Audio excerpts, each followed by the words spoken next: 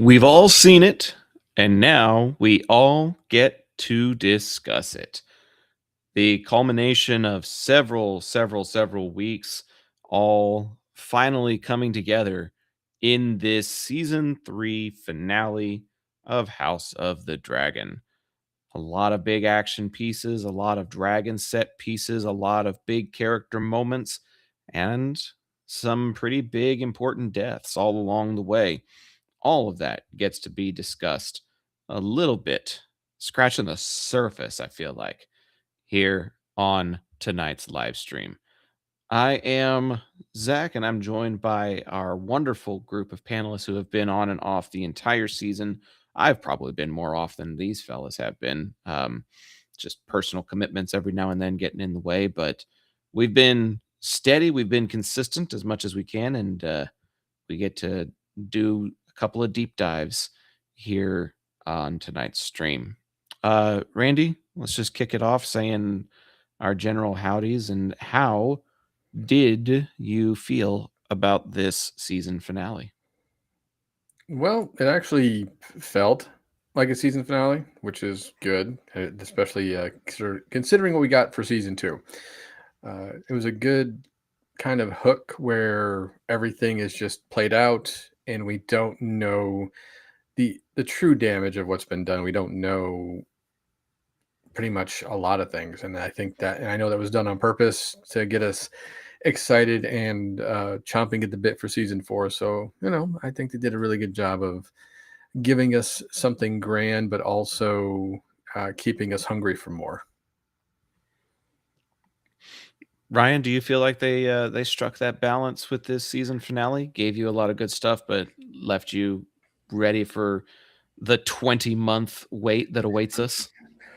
Yeah, I think I'm glad you said 20-month wait, because when the credits rolled last night, my wife and I were sitting there and we were just like, oh, it's going to be back in 2027. I'm like, no, we got to wait till 2028. And that thought, I think, was really sad. Like, I was really am eager to get to season 4, because I felt this did end very strongly with a lot of big moments and a lot of, again, big unanswered questions with one season to go, 8 episodes, 10 episodes left till we finish this thing off.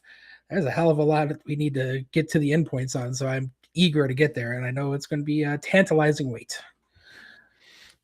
Tantalizing. That's a fun word. There's not very many people who still use that word in a clean context. So props to you. Hats off to you for that. Dustin, how did you feel about this season finale? You spent a little bit of the first part of the season watching the previous 2 and kind of getting caught up.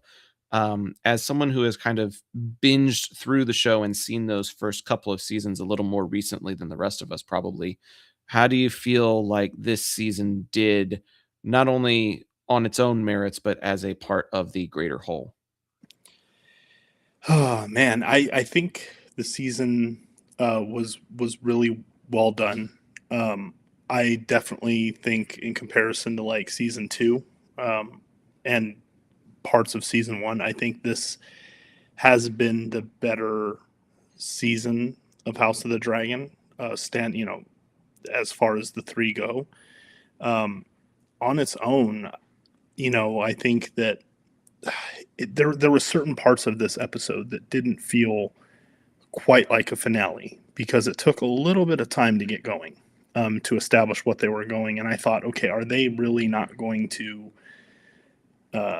get into this, and it's just going to be setting stuff up, kind of how they did with season 2, right? At the end of season 2, you felt like you got the finale of it in season 3, episode 1. So I was like, are they going to go for that same formula here? But I think by the end of it, I was pretty satisfied with what we were given and the big set pieces, the big stuff that was going on, as well as setting it up for the next season, which, again, as we've all mentioned, 20 months away is a long time to wait.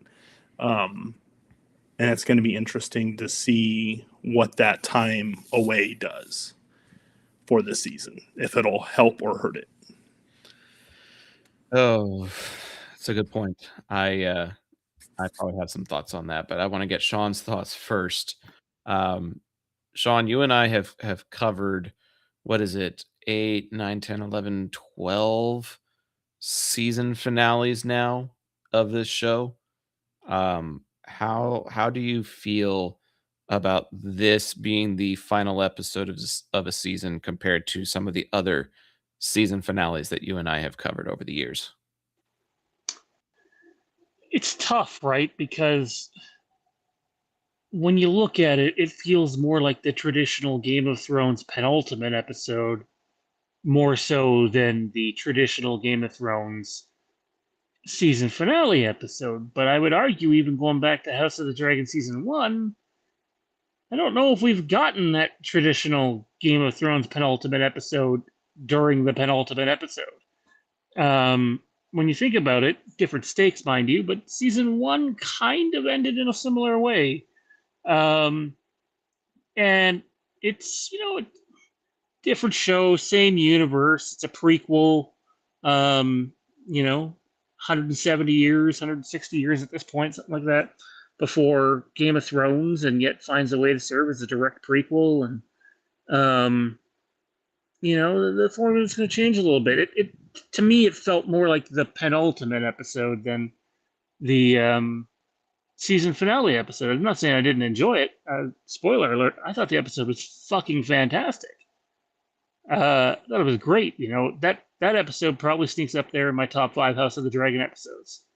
But yeah, the 20 to 22 month wait, eesh. Like, I finally got a chance, actually, just before we went live here, man, to check out the House That Dragons Built 20-minute documentary, because they released it late in Canada. And yeah, I saw it last night. I don't want to spend too much time on it because we have so much of actual in-story stuff to talk about, but their commitment to making this a realistic, lived-in world that you can reach out and touch is something that very few other projects do. Like, when I think of another project that has done what they've done recently on TV or in cinemas, it's probably like The Odyssey, right? That's the kind of love and care and thought that they put into this thing. And, and Eye of the Seven Kingdoms is great for what it is. It's a little small, story, intimate, but it's never going to be the scale of what we're getting with these. And eventually we will get another, mainstay Westeros series that has this kind of production value behind it. I imagine they're going to be busy working on the Aegon the Conqueror movie, which all we know will come out after 2027. Wouldn't be shocked to see them get far enough ahead on both projects to be able to do some sort of tease for it at the end of House of the Dragon in 2028. But it's a long time to wait, fellas, especially as a guy who has a couple of incurable diseases. Whether I live several more months, a few more years, or a couple more decades, it's not really, I don't get to determine that. I mean, hell, any one of us could walk out into the street and get killed by some crazy driver. It's just a big ask. And I get it. More shows are doing this. The turnaround time is long, but it's staggering when you look at it this way. We're all going to have 2 Christmases, 2 New Years, Star Wars Starfighter, Avengers Doomsday, Avengers Secret Wars, and A Night of the Seven Kingdoms season 2 before we see the next season of this. Absolutely not. You just took it a direction that I really wasn't expecting you to, because like yes, I hear you and I don't disagree, but it's also like, hey, HBO, can you hurry the fuck up cuz I might get run over on the highway next week and I need to see this show before that happens. Like it's I understand the mortality of it. It's just it threw me off a little bit thinking like, yeah, nobody knows when they're going to die. So we need to see this sooner so that we get to see it before we die. It's like, oh man, okay. Here we go. Jay just said to me, theoretically, someone could get pregnant tomorrow, have the baby, and have the baby's first birthday before you ever see the next episode of this series, which is nuts. Jay, do you have something to tell us? Not it's like, a happy first fucking birthday. chance. We're watching House of the Dragon. Over this guy's dead body, literally. Yeah, no, it's just a long time, right? Like, it's not like we don't have other stuff to look forward to and things in our personal lives and business lives, but in our entertainment lives, like, I understand that 12 months, especially when you see what these guys are doing, and they have for this show, it's so defined in detail. I really stress people should watch the making of this if you really want to understand how much time to be putting into this.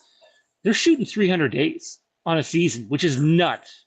I guarantee you there is no other TV show shooting 300 days on a season. Not even TV shows that still have 22 episodes, by the way. They're not shooting 300 days on a season.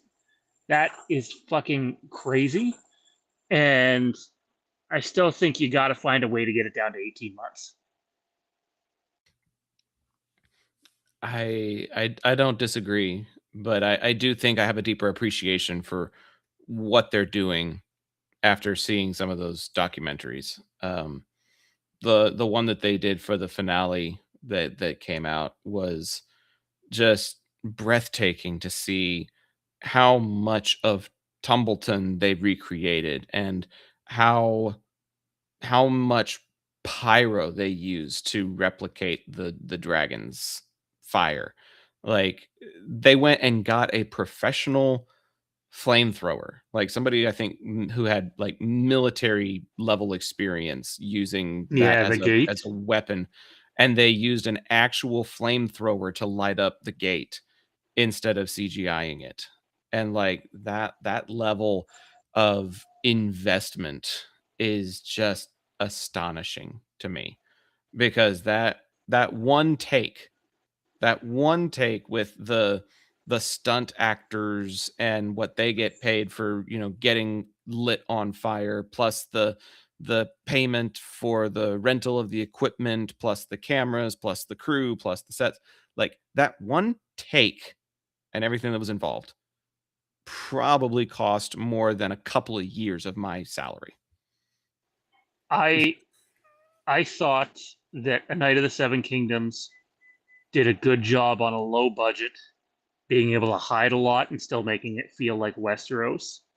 But if it means we have to wait 2 years or slightly less, because it's never really been a full 2-year wait,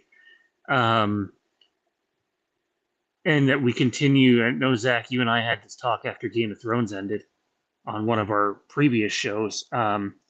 If it means that we continue to get that level of quality, that level of care, love, passion, and attention to detail on these shows, which is what makes these shows, like they're, they're behind the scenes porn kind of, in a way, if that's your thing.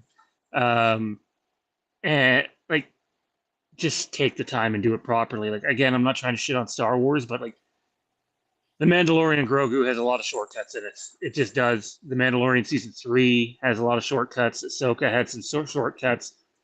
There's some Marvel shows that have a lot of shortcuts. These guys are not doing that. Whether you're able to get invested in the world of Westeros or not, I know it's subjective, like any form of art, but there's no shortcuts here. These guys are doing everything as well as they possibly can, and for that I have nothing but praise for them. Oh man. I agree. I was about to say I don't disagree, but I've been using that phrase a lot. So um, let's just go ahead and dive into the episode. Randy, it kicks off with the news of Aegon's return, which we talked about in the last episode. His brilliant return with Sunfire mirroring his injuries, and it has left King's Landing in a ruckus, so to speak. What did you make of the Red Keep's response to the news and some of the political undertones that it took, where she started deciding that she needed to act right away and act decisively in order to solidify her justification for being there in the first place? Well, I mean, this is where we see her finally truly crack under the pressure of everything. Uh, the panic attack that she had in in front of Damon, uh, and then the fact that next thing you know, it's just like calm. It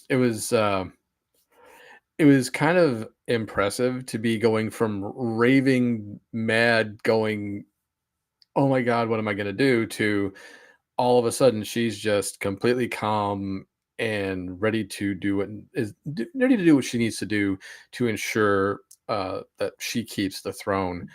Um, and the fact that we see her finally uh, delve into that part of her that she's ignored this entire time just shows that it proved that this episode was going to be interesting for her in the sense that we finally knew she was done playing nice. We knew, especially when she gave Damon his marching orders, it was definitely a big turn where you could no longer view her, even if you wanted to, as a hero or someone who has, been taken advantage of.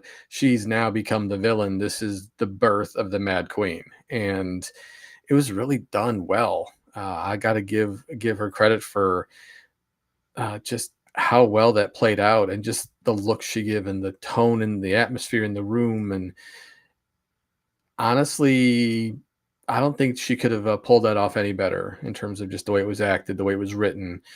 Um, but it all went downhill for her from there in terms of just how much of a villain she was going to become throughout the rest of the episode. And we've kind of seen that decline a little bit by bit over the course of the entire season, where it's become almost inevitable to a certain extent. And Ryan, I want to pose this to you. The behind the scenes featurettes used the word fascism a lot, a fascist regime, making its presence very well known. Um, did you notice that similarity when you did the watch through? Was that a word that you were thinking of, or was there another phrase or another political stance that you thought more suited the way Rhaenyra was becoming? I definitely had some undertones of that, in terms of just the cruelty in a way that just it seems like she no longer cares. I felt like at the beginning of the season, she really did try to consider the needs and the wants and the feelings of the people that were under her, and that has completely gone out the window. It's all selfish. It's all how can it best suit me. And I think the moment where Maseres kind of said, if if I'm sorry, it was Bela that said, if I'm a useful tool for you, then you'll use me, but if I'm not, you're going to discard me. And I just feel like that's kind of her entire tone, not just to the people in her immediate vicinity, but to the populace of King's Landing. And the fact that they have kind of begun open rebellion, they've been doing this all season with the Queen of the Bastards, and it just everything you could see it just kind of clawing at her, and then when she just couldn't get the legitimacy that she felt like she deserved, then she completely pivoted to, if you won't give me the legitimacy, then I'm going to take it at all costs, at all, everybody will suffer at my hand until I get the legitimacy I think I deserve. So while I didn't necessarily think fascism was directly on my mind, I can certainly understand where her mindset was going, and it was certainly going in that manner. And truthfully, I think she's turning into the person that she's been telling everybody she was trying to protect them from. And like her whole claim to the throne, I think has now turned into her becoming her own worst enemy. So yeah, it's unfortunate. It's been a slippery slope, and she took quite a few slips down this whole episode, and it just seemed to get worse and worse. Dustin, there were some other comments that were made online that basically said by killing the High Septon, it's almost the equivalent of murdering the Pope. And that proved to be a pretty big moment, but not necessarily as big in the world as I thought it was going to turn out to be. The crowd does not riot. The other Septons do not try to like bum rush her and kill her. Like everything seems to be continuing to be a part of the long game. But this moment was definitely big, not only for her, but also for Alan, who's trying to, toe the line between what is right and what is duty. And it was interesting to watch unfold. What did you make of the murder of the High Septon in order to try to get what she wanted? I mean, we knew that it was going to come to a head when, they basically had denied her the first time, and she said, "I'm not going to be denied again."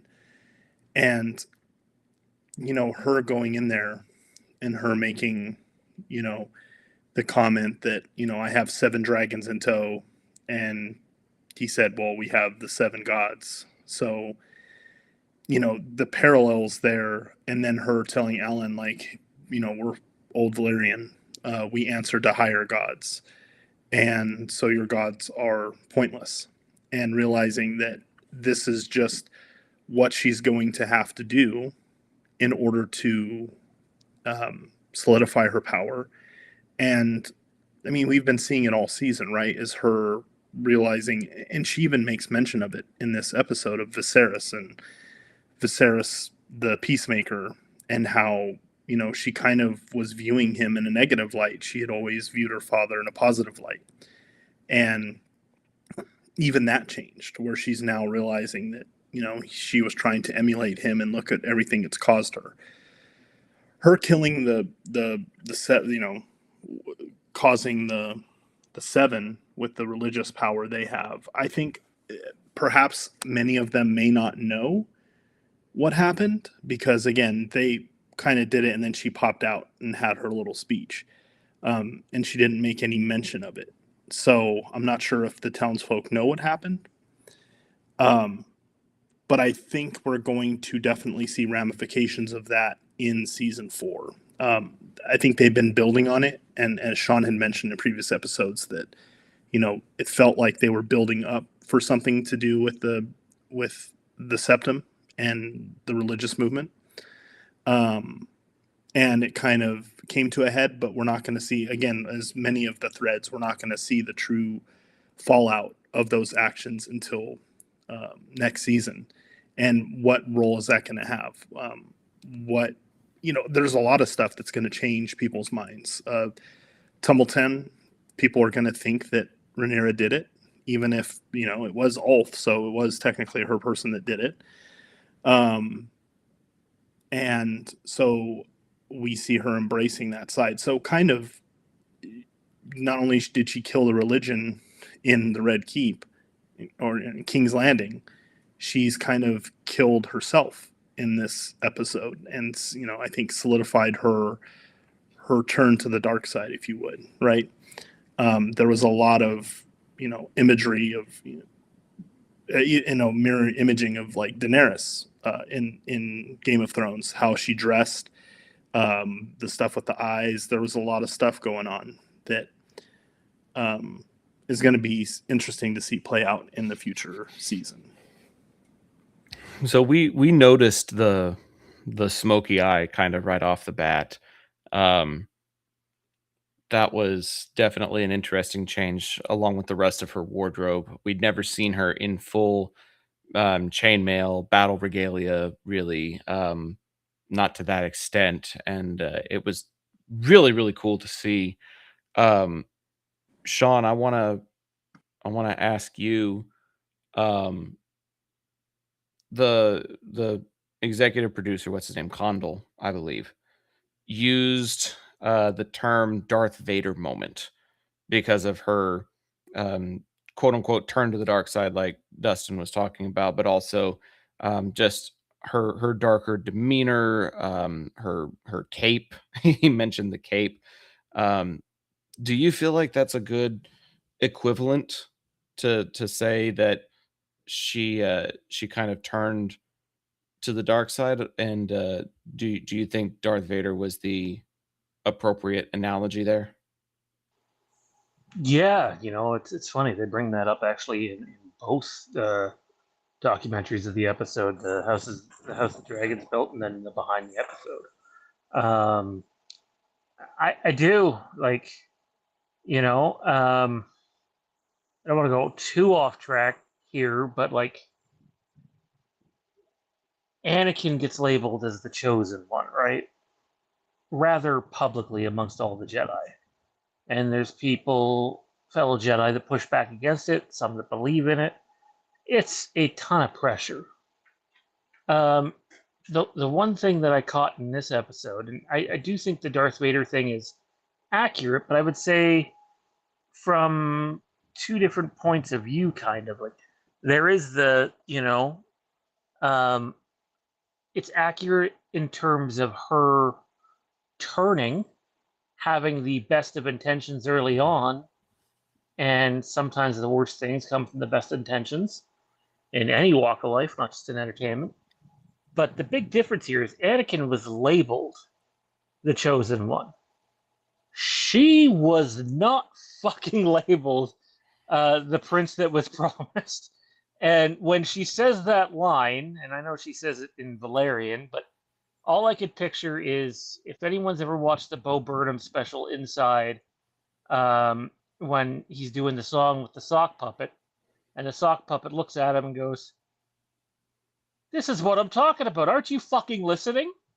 I pictured Viserys saying that to Rhaenyra, being like, "Weren't you fucking listening? I didn't say you were the princess that was promised. I told you the secret for you to then pass down." He never once says in House of the Dragon season 1 that she is the prince that was promised. Not one time. Just he's passing down the prophecy to her, so if it is her or if it is someone in her bloodline further down, for it to be, passed along. She goes ahead and assumes that she's the one. And I do know Daemon has the vision and he confuses Rhaenyra with Daenerys, so there's that there too. But like, she anoints herself as the prince that was promised. Like, she has lost the plot so fucking much. Even was it Randy that answered the question about the beginning of the episode of Visaria, or was it Zach that made the point? One of you guys were talking about it, I think. All I thought to myself was, "Oh, Aegon's back, so now it's fuck Visaria. I need you, Daemon." Like, what? Like, complete polar opposite change from the end of the last episode. She has become. I'm just gonna say it. They fucking use this word in the show all the time. A selfish fucking cunt. Pardon my language. One of the biggest jokes that's been rolling around on social media is the fact that Rhaenyra basically hooked up with Mysaria and then dumped her and paid for her Uber home. Where's the lie? It's like, please don't make a scene about this. You were the side piece. Here's an Uber and some money for your troubles. Please don't call me. Like, oh man. So it made it funny when she was in the crowd, trying to listen to the speech. I'm still a little curious about what it is she intends to do by not um leaving. Like, she was originally a madam of a brothel and had some influence with the street folk back in season 1. Does she try to regain some of that influence in order to kind of turn the city against the woman who dumped her? I think she's still going to have a pretty decent role to play yet in season 4, personally. But Sonoya Mizuno has had a lot more longevity in this show than I thought she would have. There's always that fear that you get too attached to somebody, you start liking somebody too much, and that's exactly when they're going to be offed. And the other, I wouldn't say running gag, but the other trending topic on some of the social media has been surrounding the death of Helena and the tapestries that she was working on, and the mention of the beetles during her conversation with Rhaenyra, and the flight of the insects that happened around Alicent at the time of her death. Like, all of those things being a part of her conclusion of the storyline. Randy, what did you make of Helena's character in general, and Fia Sabin, if you want to talk about the actress, or just the impact that losing somebody like her is going to have on the show for the final season? It's interesting because out of every single character in the show, she felt like the most innocent of all of them.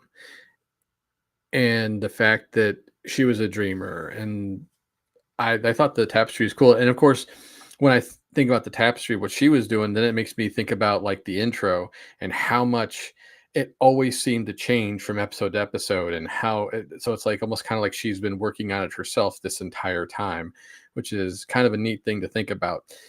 But I think when it comes to losing her as a character, I don't know so much from a moral standpoint, but it's just like I think what it did is it helped punctuate just how much Rhaenyra had fallen because of her expressions, how everything unfolded, and the way she was treated. Like, you could just, the turn was full, and at this point, it was a point of no return for Rhaenyra.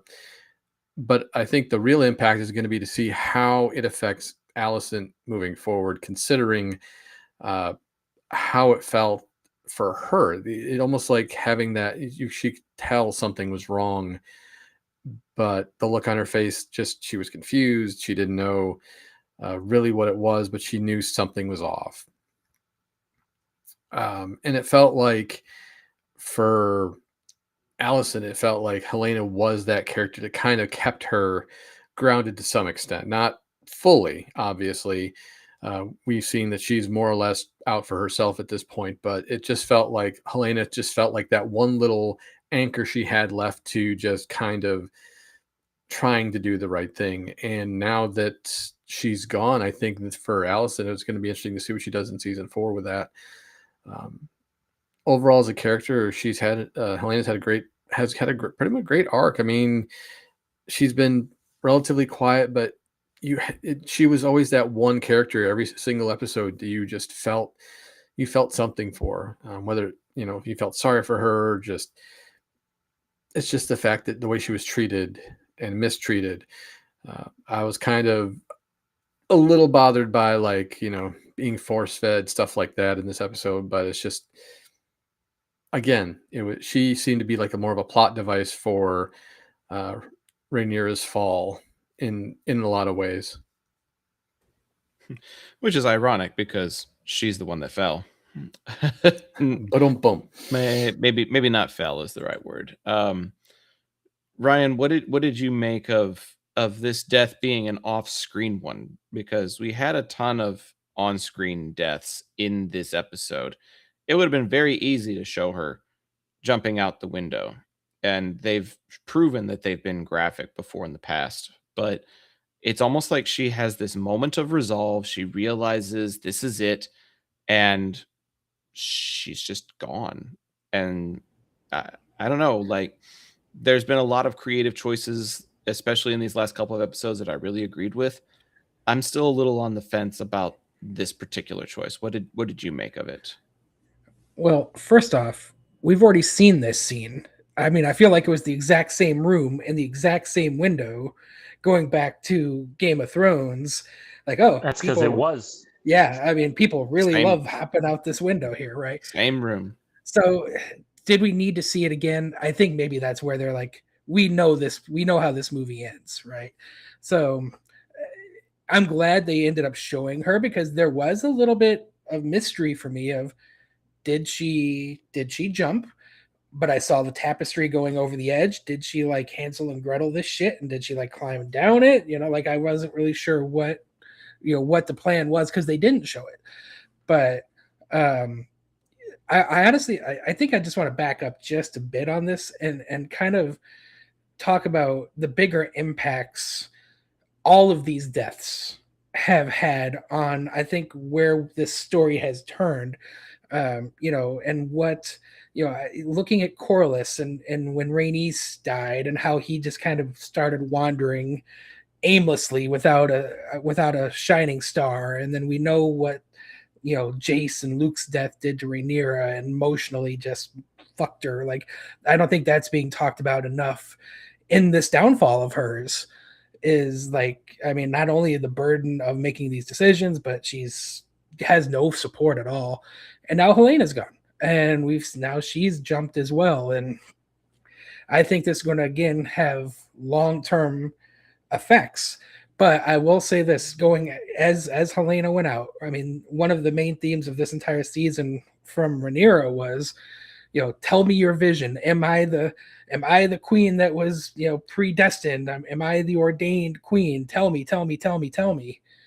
And we finally sort of got the answer in her, at the end. We saw the image that was etched into this tapestry of Rhaenyra with sitting on the throne with all the fire and, pain and suffering and death. And I think that was the most important takeaways. Yes, the death was disappointing, but she finally told Rhaenyra to go screw with this is the final vision, and you're not going to like the end result.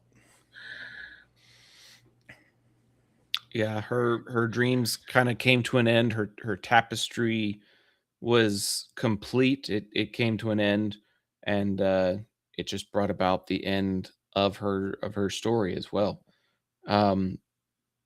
Dustin, what did you make of her dreams and her tapestries? And now that her prophesying days are over, do you think there's more to that tapestry that we didn't see that is still yet to pass? Could we still be getting some legacy impact from her going into the final season? Yeah, I mean, I think it was cool that, I mean, we had an idea that we had seen the tapestry that she had been working on, but it wasn't scenes from necessarily from the intro. So it was really cool to have Rhaenyra be able to scan the entire thing and see, okay, this is what she was basically foretelling all the stuff that was going to happen. And I want to go back to the death thing. I think because she was such a sympathetic character, and innocent in so many ways, that I felt like they kind of wanted to give her a less graphic. I mean, they showed her at the end, but seeing her at that desperate moment, this was a way of giving her a little bit of reprieve from that, terribleness that she had to go through to make the decision. I definitely think there's, we see the things she focuses on, and I think the image of Rhaenyra on the throne with blood dripping from her is going to be something that is going to heavily influence her in the next season. I think the stuff that she sees in that tapestry, I think she's going to hide it away. And I think she's going to look at it because she knows her sister was a dreamer and that she was seeing things. And maybe she'll have a realization that maybe, there are some things that she's foretelling here that I'm on this path of. I don't know if it'll work, but, I think I just felt extremely terrible for her character in general. Good people usually don't last in this world. And I think we'll see more of the tapestry. I don't know if I definitely think there's going to be more things to pass, and there's stuff that's hidden in there. Because I think the dragons were, dying in fire is what it seemed like that was foretelling what was going to happen. So, and we obviously know that dragons disappear for a long time. So, it's going to be interesting to see how this all plays out going into the next season. But I think it's going to heavily influence Rhaenyra.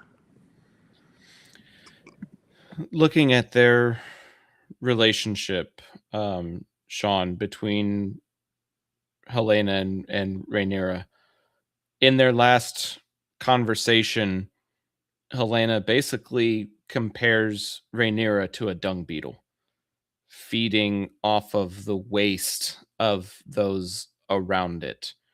Do you feel like that was an accurate prophecy? And now that she's essentially responsible for Helena's death, do you see any further possibility for redemption for Rhaenyra at this point?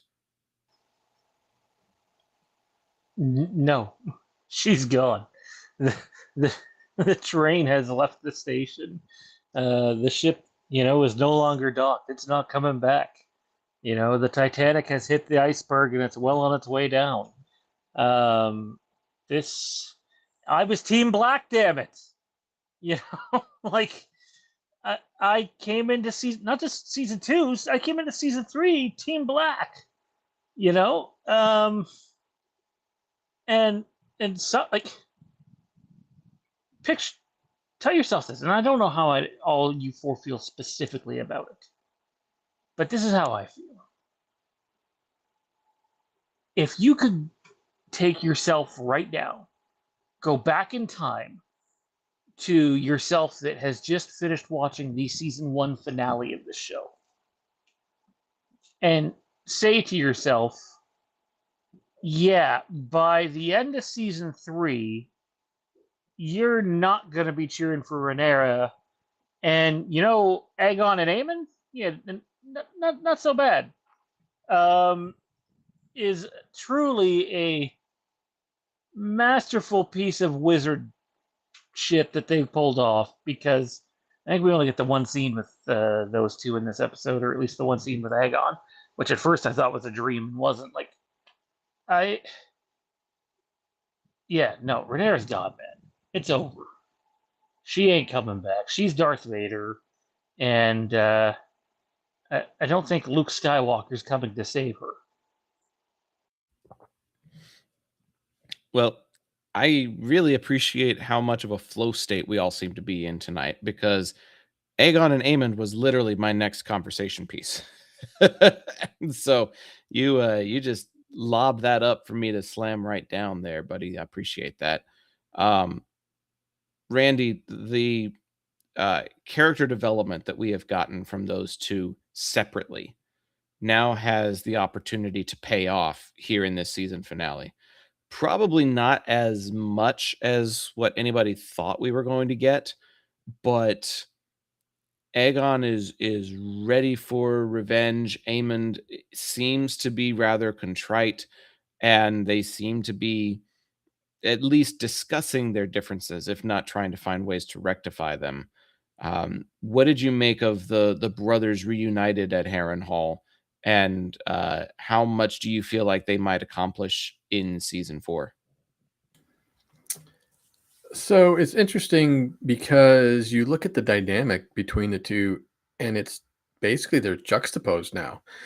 It Aegon is actually seems to be thinking clearly. He has a goal. He has the piss and vinegar in him to actually go through with it. Whereas Aemon is just like completely changed. At least from what we're seeing, that's not to say season 4 he doesn't regain some of that, but in this season, in this instance where he sees his brother again, and at first he thinks he's a ghost, and then of course we get the whole thing of where Aegon just wants to fight him and kick the shit out of him, and he's just like, no, so I don't know. It's going to be interesting because I feel like we're finally going to see them united in season 4. Um, Obviously, we still have to have Aemon versus Daemon, so that we know that's coming down the pike. We don't know exact. I mean, I don't personally don't know how that ends. I'm excited to see how it goes, but I'll be really curious to see how well Aegon can rally the troops to take the fight to Rhaenyra, because I know that ultimately that's his goal, to reclaim his throne. And I'm not going to lie here. I don't see a hero among them. It's just like watching villain on villain crime at this point, and that's fine. I mean, we'll just watch them all rip each other apart. That's half the fun. But for Aegon, I like the fact that he just thought himself as weak, meager, can't do anything, and now he's found the king that was clearly always there. He just needed something to light the spark. And season 4, once that arrives, we'll see just how big of a spark it really was. Ryan, there was some unsatisfied feelings that Aegon was experiencing when he actually um, got to strike his brother and came close to bringing him down. Um, some of what we experienced this season was kind of the growth of Aegon. Do you feel like mercy became one of the things that he learned, or did he truly hesitate just because he wasn't enjoying the moment as much as he thought he would? Yeah, I'll be honest with you, and I've said this, I think, on several episodes throughout the season. This story arc has been my personal favorite throughout the course of the season. Just, how, from where he started being so broken and basically a pile of bones that was ready to die, to where he is now is an incredible journey for me. And I've really, really enjoyed that. So, I do think, I don't want to say, I don't, sympathetic is certainly not the right word. He is not sympathetic for anybody. He wants to exact revenge.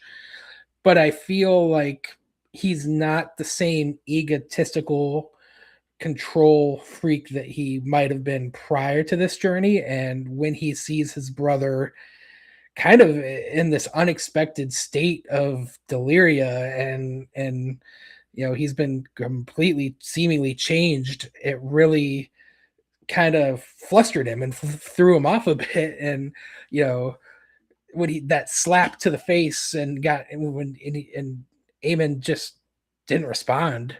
He's like, what the fuck? What is going on here?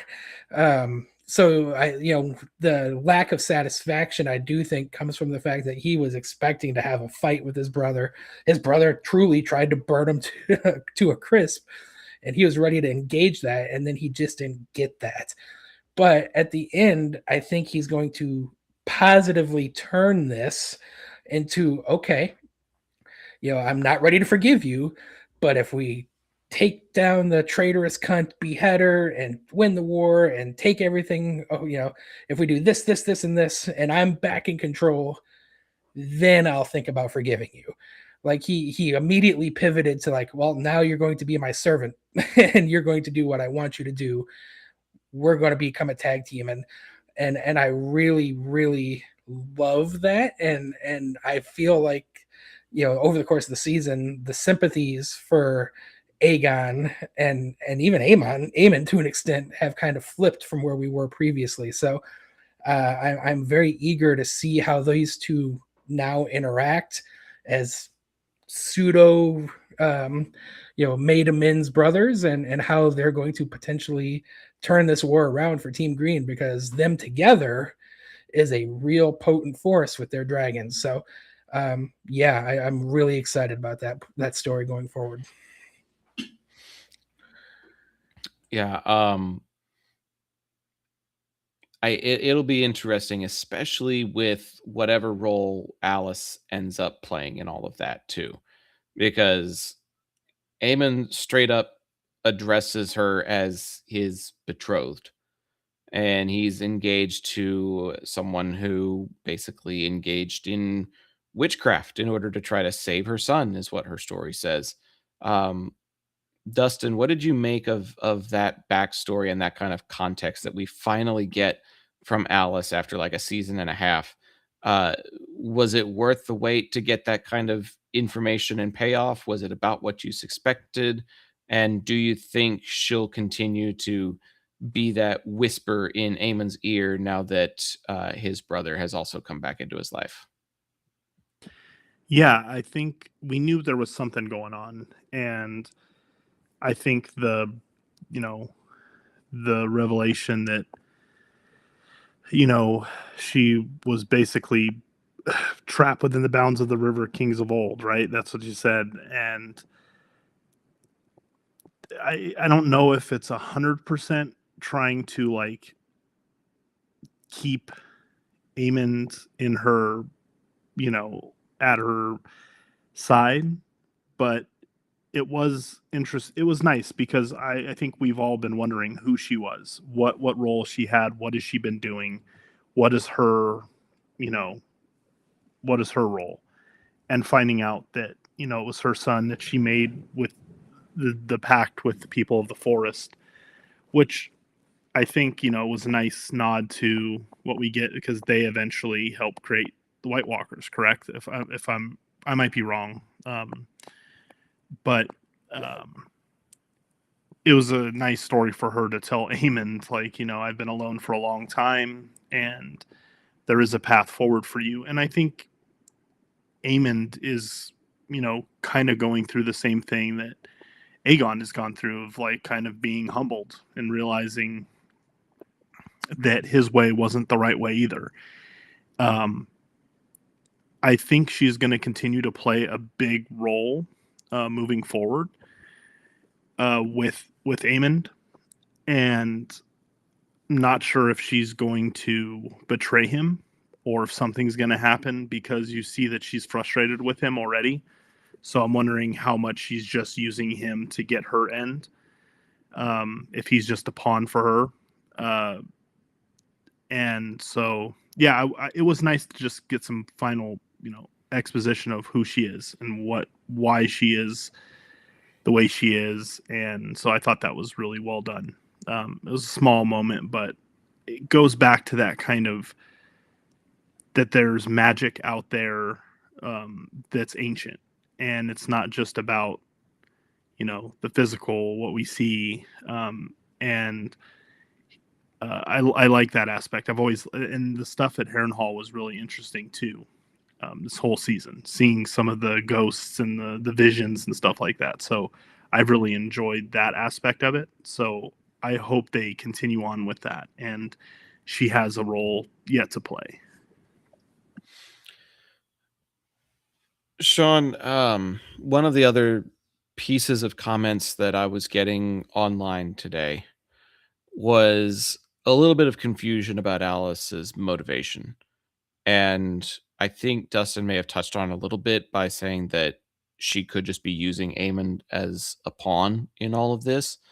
But if her story is true, then she was of nobility from Harren the Black's family.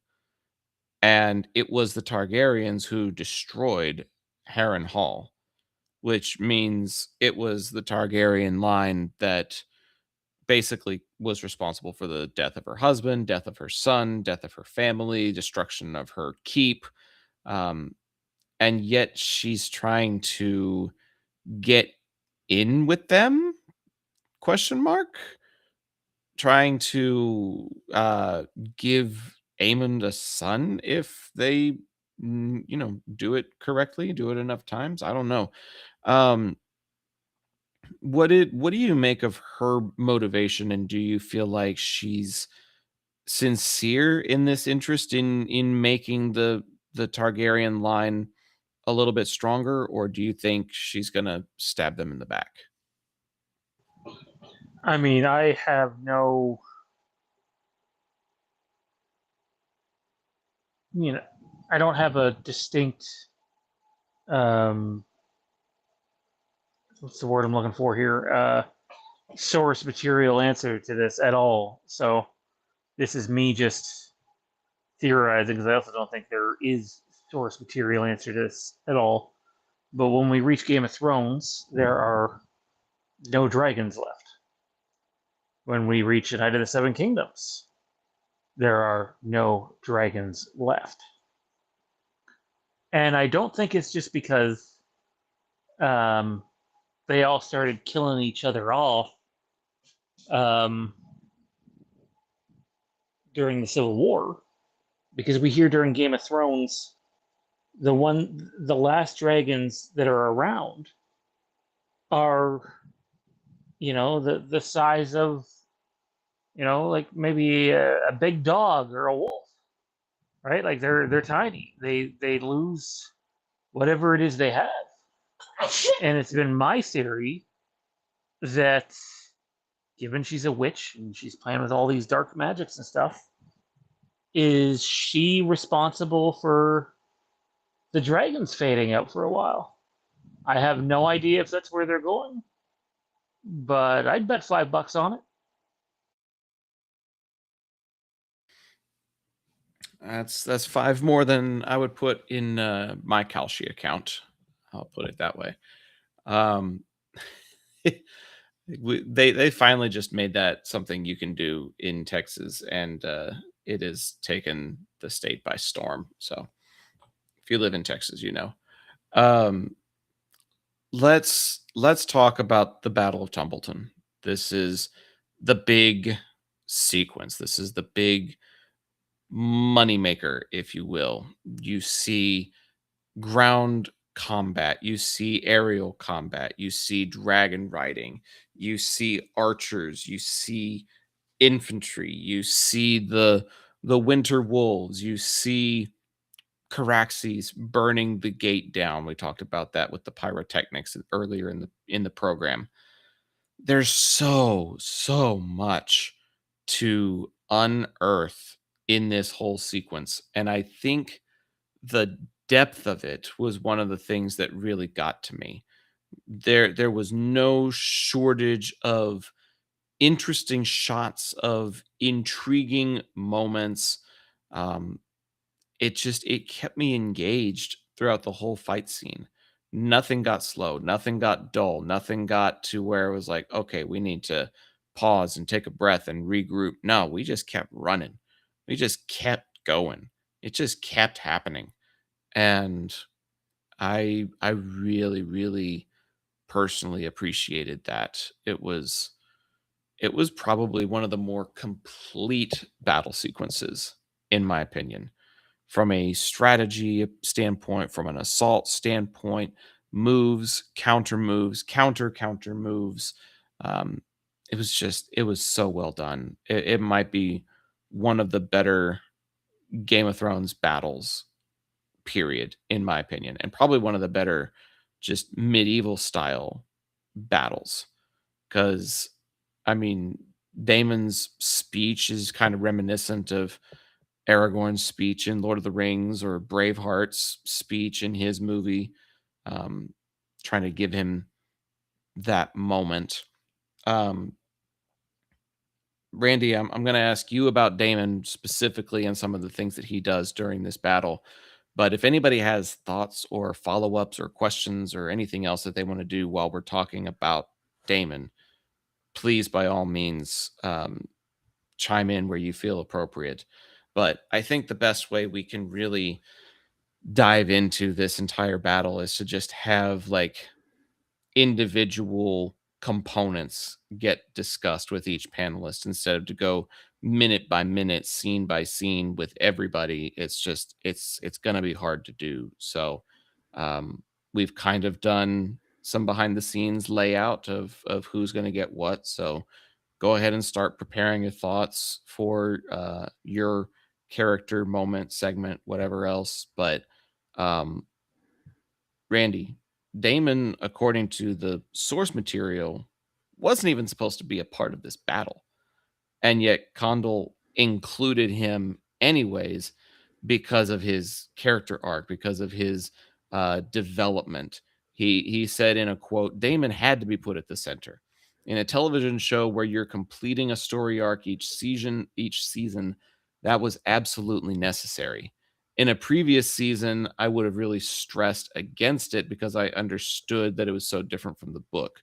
But undoubtedly, it's just better for Damon's arc and it's better for television storytelling. Um, do you agree with that assessment? And do you agree with the impact that Damon had on this battle?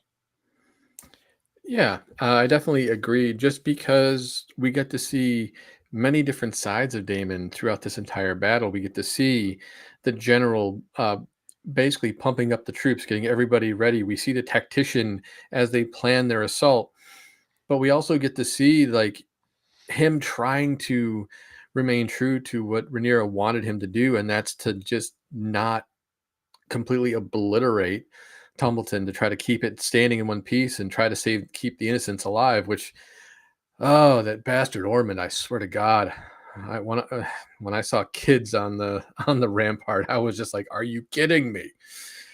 And even then, when he went to take down the gate, the kids were thrown out there in front of him, and he did everything he could to hold back until the very last second. It shows just how different he is compared to what we've seen in previous seasons with him. It shows the growth. It shows that he's trying to maintain loyalty to what Rhaenyra wants him to do. And then to see him actually get his ass kicked a little bit, which is something we normally don't get to see, especially with Damon. So He bleeds. He actually bleeds, people are saying. but it's the idea of, it felt like, let me remind everybody who the fuck I am. And that's kind of what we got to see as he was going through Tumbleton and getting into fights and taking people down. And obviously, if it wasn't for Ulf, then he may have actually met his end. But and I think, but the aftermath of him coming to and realize, and like the sound design was perfect for like when you have your head wrong, that's exactly kind of that sound you get, where he's still in utter shock, but still it's just, he took a shot to the head and just it's still affecting him. But like the look on his face and like just how dejected he was, it was so well done. And it just showed the brutality of war and how it actually affected him, because he knows he failed Rhaenyra. And then of course getting pulled out in the end. But there was just so many different emotions we get to see with him throughout this entire battle, and it was all done so well, and I was captivated just by watching him through this entire battle. He was on Dragonback, on horseback, and on foot for this fight. If there was ever a warrior who was able to show off his versatility, I would think it would be Damon. But you're right. At the same time, you get to see some of his human side. You get to see some of his mortality and how he faces that. And I thought that was a very good piece of storytelling, that not only does he kind of thrive on near death experiences, he kind of craves it. If you look back to his battles at the Stepstones, like it's something that he kind of actively seeks out sometimes. But at the same time, he faces that mortality with a bit of reality as well, which is it's fascinating to see all of those components all in one. I thought he had his Jon Snow moment in this episode. Mm-hmm. A lot of similarities there, and we've seen Damon soften up a bit, and I think he has that moment like, oh, fuck, this is not right, and yeah, and I mean, I sent you a little thing earlier today with how many Game of Thrones callbacks are in this episode, and there's way more than just the window, and I thought that was a big one. I thought it was Jon Snow 101, essentially.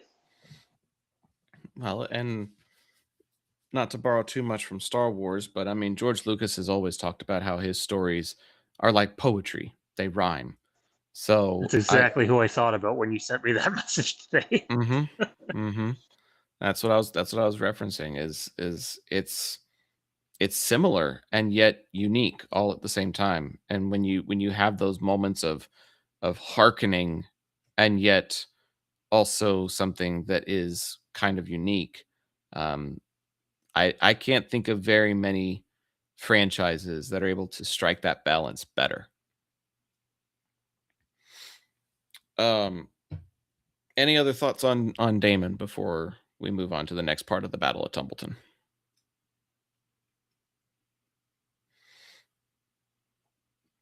Okay. We're gonna bounce around a little bit because some people have different parts, different segments.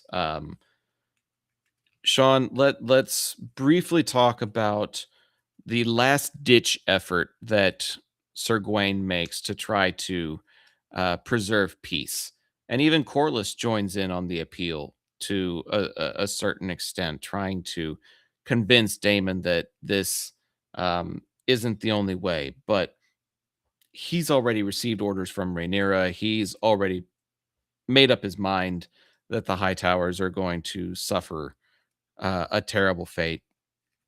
So it feels like you're just talking to a wall at this point. But do you think that Gawain's attempts had some merit? Were they worthwhile, or should he have just been preparing for battle? I mean, I've really come to like Gawain in this season. I really didn't. I mean, we didn't get too much time with him last season, but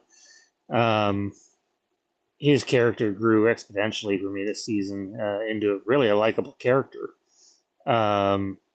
And like from his point of view, knowing how little he really, knows Damon, I get what he's trying to do.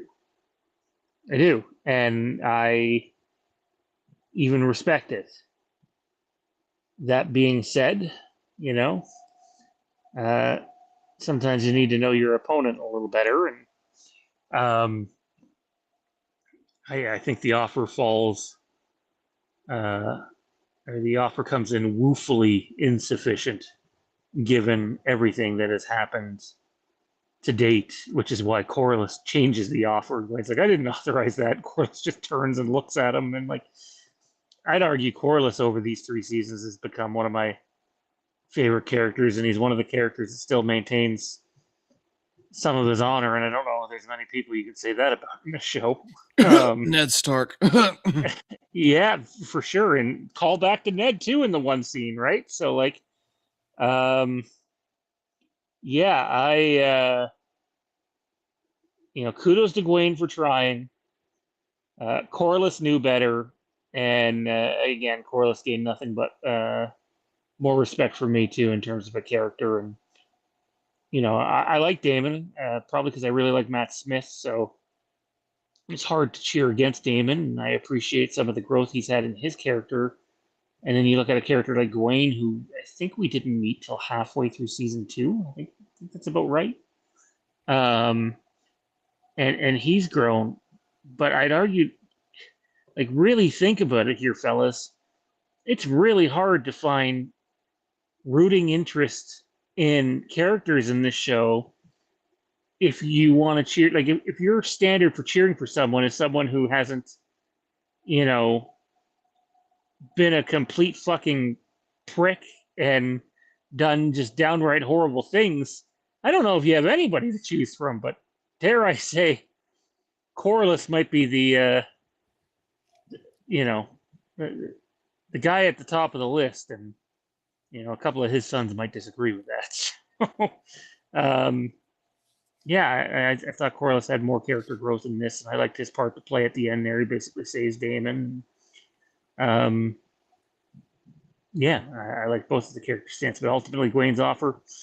It's kind of like if you owe someone $5,000 and you're like, how's $200 out?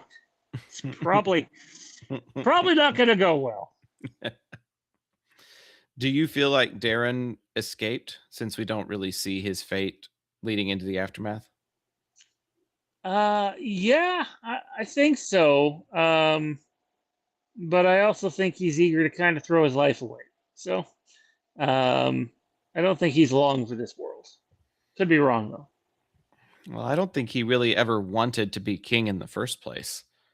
And so to have that responsibility thrust upon him when he wasn't actively seeking it out, like I appreciate that he takes that responsibility so seriously, but man, that must really put a lot of toll on you to suddenly know that all of these people are fighting in quote unquote your name, they're dying in quote unquote your name, and you never asked them to. Like that would put a toll on anybody. Really quickly here, just a fun fact, because they've highlighted this character a couple of times in the last few episodes, and I don't think we were going to get to her in this episode, but she is highlighted a couple of times in this episode.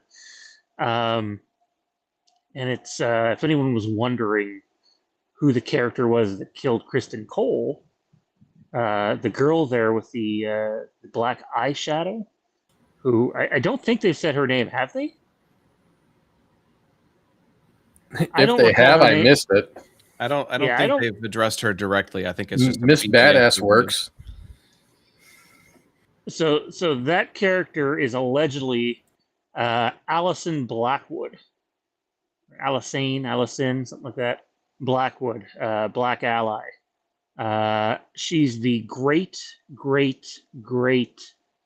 grandmother of Arya Stark. And I guess the rest of the Stark boys, technically. Well, damn. That's some fine lineage. I see it. She's definitely got some Arya vibes. But they had to just they're just mentioning Arya. They don't mention Robb. They don't mention and like Bran or anybody else. That's funny. Yeah, no, they quite literally just mentioned Arya. Just mentioned Arya. I wonder if that was deliberate. Maybe we've got an Arya story coming down the pipe. Who knows? It's one that's been proposed. Yeah, I'd be open to it. I don't know what Maisie Williams is doing right now, aside from maybe working on Broadway, but yeah, that would be cool to see. Dustin, I want to talk to you for a minute about my favorite character. It's pretty obvious who it is. Roddy the Ruin has been waiting for this moment. He has been waiting for this opportunity. He just wants to take his Northmen into battle, and he just wants to kill something. He just wants to fuck shit up. He is an agent of chaos. And at one point, he gets instructions to go open the gate, and it reminded me of the Odyssey. And then he's like, "Aye, gate first, then die." And I'm like, okay, man's got his priorities in order. What did you make of him and the impact that he was able to levy several times over in this episode? Yeah, I think it was great to finally see him have his moment to go into battle. Being a Sons of Anarchy fan, it was great to see him in this role. So I was waiting for him to actually get something he can cut his teeth on. And he's had some moments, but seeing him charge into battle, get the get the Northmen all excited, and seeing the one guy get hit with the arrow right next to him, and then he kind of stops and is like, "All right, let's go." I think it was great to see him. I mean, the best part, I felt like, it was awesome just leading up to them going up. It reminded me almost like the Battle of Helm's Deep with the ladders, them going up and them getting hit with like boiling oil and rocks. And I mean, the brutality of that, just getting up the ladders, was interesting. And I liked that he got that moment where he kind of got over the wall and he didn't know he was like, okay, we got to get to the gate. I don't know if he was lost, but he was just like, whatever. We'll just do our own thing. I don't know if he was trying to get to the gate to open it up, but the fact that he told the men, well, we got over the wall, we're not dead. They looked almost disappointed, which was a great moment for him. And then, one thing that caught me off guard, where I was like, Jesus, brutal is, he's walking by and the little kid hits him with the stick. And I was thinking, oh, he's going to turn and like scare him or something. But no, he hits the kid in the face with the axe and just takes him out. I was just kind of like, it caught me off guard. And it was just a moment of like, yeah, this guy just wants to kill. He doesn't, he just wants to fuck shit up. And he's here to do it. And, he's on the mission to find Ormond. And obviously he gets in that great battle at the end with him and he loses his arm. And I was just kind of shocked, like, wow, they're really going this way. And then where he stabs Ormond and his line to him, it was just like, he's got no arm and he's still making jokes about stabbing him in the ass. And then, the moment where basically him and Ormond are going to get burned. And you see him like triumphantly, like excited and waiting for the moment, like, yeah, I'm going to die in battle. Like, it was just such a fitting way to be like, let's show off this character that we've seen through most of the season. Now have his moment and have a huge impact on a character he kills and moves forward and goes out in a blaze of glory. No pun intended, and takes out Ormond and just, has his moment. And I thought that was really great for it to culminate in this episode and make sense that he would go. And again, we don't know. Again, there's a lot of stuff that we're going to talk about with the aftermath of this battle, but his interactions, his performance was genuinely one of my favorite parts of the episode. I mean, every time he was out there causing chaos, I was glued. I was fixated to the TV. I could not get enough. Tommy Flanagan just absolutely knocked it out of the park. He's a fucking gem. He really is. He really, really is.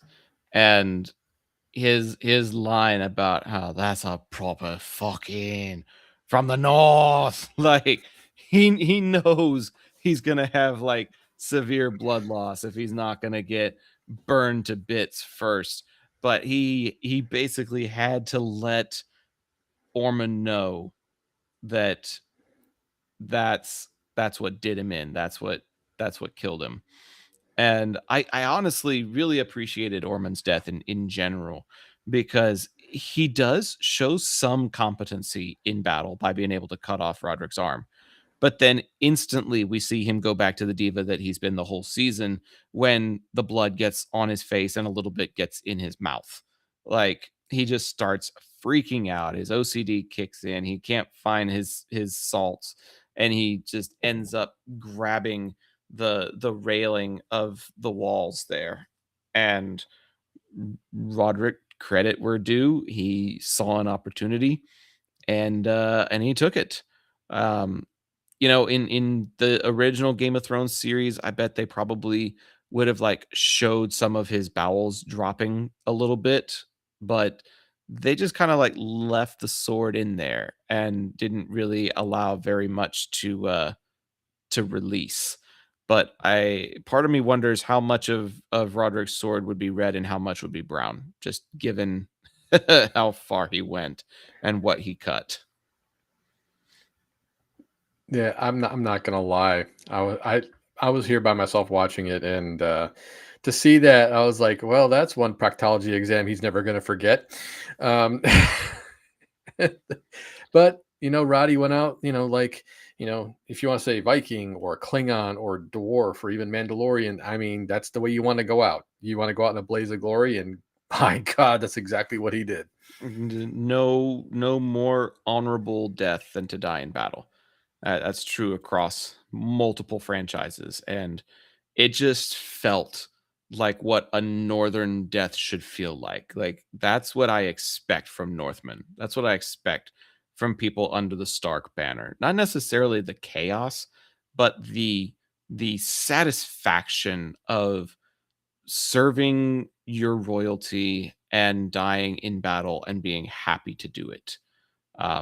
Those are traits that I could see in Ned Stark, that I could see in Rob, that I could see in just about any Northman from the original series, and we just didn't really get it from them because of the other parts of the storyline that had to take place. And to finally see it in its fullest capacity was really fun. I really enjoyed it. Any other thoughts on Ormond or Roderick before we continue? Ormond didn't get half as near as what he deserved. He deserved more than that, but hey, he's dead, so I'm fucking happy. Especially for putting kids in harm's way. That's just fucked up. That's so fucked up. And to see the kids like literally pissing themselves and praying and hoping for something different, pleading, please, I just want to go home to my mother.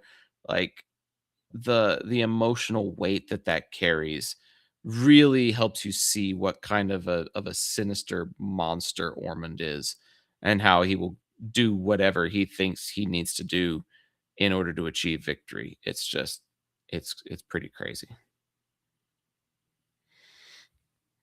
So one of the crucial wild cards in this is Sir Ulf. He makes a deal in the 7th episode to basically be a turncoat.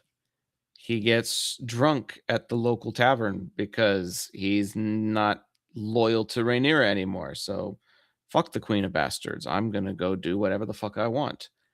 And he gets so blackout drunk that he passes out on a latrine, literally on the toilet, a la what's his name, Tywin Lannister. Catch him with the pants down. And he was embarrassed by Damon. He was shamed in the streets for just being out. And then Ormond comes along and publicly shames him for getting, passed out drunk on the eve of battle.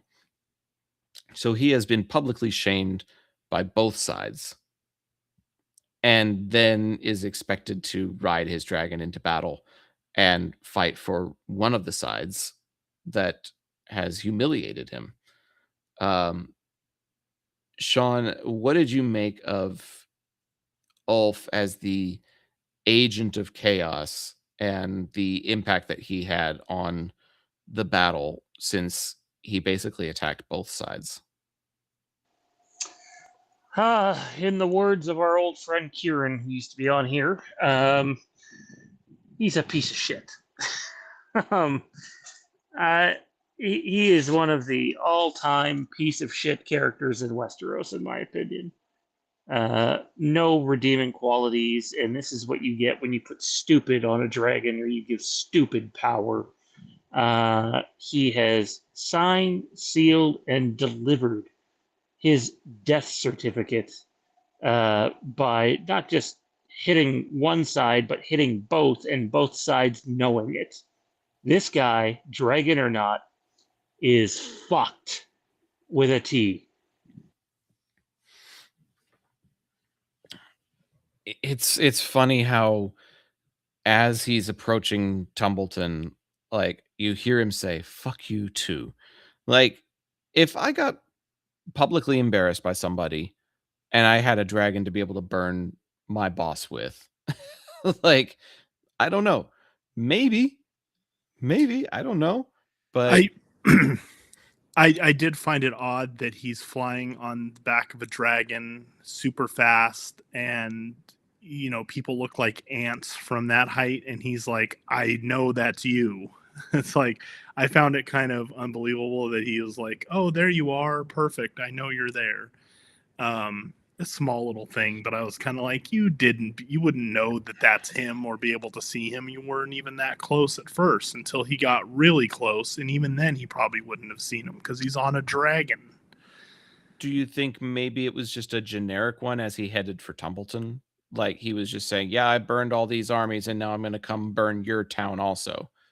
Yeah, I guess he could have been, but the fact that the first flames that came out were the one that killed Ormond, maybe it was just poetic moment of like, yeah, this was well deserved. But in the moment, I took it as he like saw him and was like, yeah, I'm gonna burn you right now.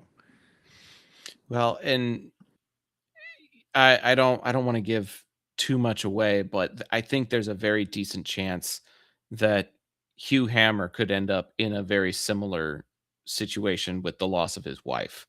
And that may take us into the aftermath portion of the conversation. Ryan, you've been patiently waiting as we get ready for what the after effects are of this battle. One of them being that Tumbleton is now completely engulfed in flames, which was not what Rhaenyra really wanted. Um, you've got the death of Hugh Hammer's wife, and he basically lets out a guttural Klingon war cry at the loss of his mate, and is very much in a state other than what he needs to be. Damon went through several different types of bloody encounters. There's a lot of what now type of feeling based on this battle. And normally we would get a season finale type episode where we get to see the what now, but this is the season finale, and all we can do now is speculate. Yeah, it's tell you, I've been really excited about this because, there's so many possibilities that are going to come from this, and directions I don't know where we're going to go, but I think it's crucial to the story. And for me, the thing that really stood out, at the end of 3 seasons, multiple battles, multiple dragon attacks, is just the total effect this war has had, not just on Team Green and Team Black, but just on the common folk of Westeros. And nobody wins, right? Like seeing the children and the wives, and honestly, even the surviving, members of each side trying to piece it back together, the wounded, the blood, the gore, the sadness, right? Like that was a very visceral moment for me as I watched them kind of just play through there's war is not this glorious battle, like it's dying battle, right? It's the glorious way to go. It's not. It's disgusting and gross, and that really viscerally affected me. So just watching that, just like, man, nobody won this thing. I mean, I think you could say Team Black technically won the battle. They killed the Greens. They took control of of Templeton, and that, okay, great, but no, they really didn't. So yeah, that meant something to me. And then how does this really affect Rhaenyra? Like as you said, we've mentioned before, like her, marching orders were to not use dragons in this matter, that they wanted to leave Templeton standing and basically give people a chance to recover. Obviously, old Ulf really screwed that up and just went rogue and killed all these people, burned the city, burned the troops, burned everything to the ground, and you know for Rhaenyra, it's she didn't ask for this, but she's going to be the one that's going to be responsible for this. People are going to look at her as Team Black's dragon did this, right? They're not going to understand that Ulf turned on them. So I think she is now kind of completely lost the moral high ground. I mean, if she had it any to begin with, I think she was very quickly losing it to begin with, but now she's got no leg to stand on. I think now the populace is really going to turn on her, and and there's just going to be so many undertones, like Mysaria being free, she's the queen of the whispers, right? I think she's going to start putting out these things, and really going to turn up the political pressure on Rhaenyra. That's going to be a major after effect of this. But you mentioned Hugh. I think Hugh is a huge wild card now. Like, he went into battle, he sort of fought, like he fought his way through it. He didn't use his dragon, but he was looking for his wife. He finally finds her. She's dead. Looked like she may have been stabbed to death or something. But that was his whole life force. That's why he left and became a dragon rider, was to try to give his family, his wife, a better life. And all he's done is sown destruction and chaos. And now he's angry, right? And how is that going to turn out? Is that going to be viscerally directed towards Rhaenyra for bringing him into this situation? Is he going to be mad at Ulf, obviously, for basically turning on him, being the instigator of this whole thing? Is he turning on Team Green? I don't know. Like, there's so many open questions when it comes to Hugh that I agree. I think he's going to be going into next season. And now we've seen a dragon seed in Ulf prove to be unreliable, right? Like, Hugh is going to feel the effects of that in not a good way. People are going to turn on him. Rhaenyra is going to turn on him. I think he's going to be outcast. And I swear Rhaenyra is just incapable of making a good political decision. Everything that she does it wrong. And I feel like she's going to put a lot of onus on Hugh and push him away and cause a problem down the road there. So, yeah, I'm really concerned about how Hugh's story arc is going to play out. It's definitely, in my opinion, going to be a negative for Rhaenyra going forward, as is Ulf. And that's going to be I think a big selling point for Aegon and his legitimacy of trying to come back is now, it's not just revenge at this point. He's the martyr. He's the phoenix that rose from the ashes. And I think people are going to turn to him and be on his side. And I think a lot of that has to do with this situation. So I think there's going to be a lot of negative outcomes from this for Rhaenyra and Team Black. Even though I think they may have technically won this battle, they completely lost the plot, the high ground, the war. And lastly, I'll just quickly want to touch on the Corlys situation. He was trying to broker a bit of peace, negotiate for a split kingdom. He's a Valyrian. I think from this whole thing, if he was at Rhaenyra's side, was the hand, was helping guide her make good decisions, there would have been a totally different season 3. I think the outcomes would have been totally different. And now it doesn't seem like he's Team Black anymore. I think there's a lot of room for interpretation with where Corlys and his priorities lie now. So I could see a situation where now even Corlys turns on Rhaenyra, and she has truly nobody left outside of Daemon, who of all of this maybe had the most endearing moments in this battle by finally doing what Rhaenyra asked of him. He went into battle, he won this war, or won this battle, but was it too little too late? I think as we've all discussed, Rhaenyra is too far gone. There's no turning back for her. And Daemon finally said, "You know what? I'm going to fight on your name, on your behalf. You're my queen." And now there might not be a queen to go back to. So I definitely think the aftermath of this is going to be massive, and none of it in a good way for Team Black.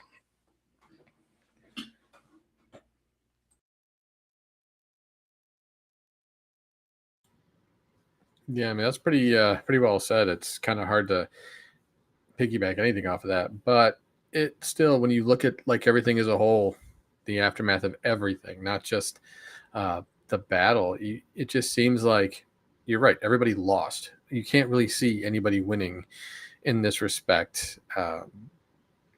Even if you go even further, when you look at the ending for Alicent, I mean, even she lost in her own way. She's lost her family, period, because now she's in hiding, because now with Aemon still being alive, he's going to want to hunt her down at some point. So it's really just everybody took a hit, and there is no happy ending for anybody. And it's just going to get worse.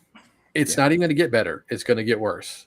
And I think that's what we need to expect out of season 4, that there aren't going to be very many happy moments. Everything moving forward is going to be just super negative.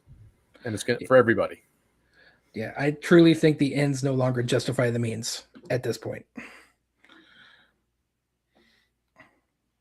They've been trying so hard to prove that it would, and I guess it's a credit to the writing and the storytelling that pretty much everybody in this room had been Team Black going into the approach on King's Landing. And then once they took King's Landing, it was like they didn't know what to do with it. And everything has just kind of fallen apart since then. And Tumbleton is just the latest in a series of errors and missteps. It's pretty crazy.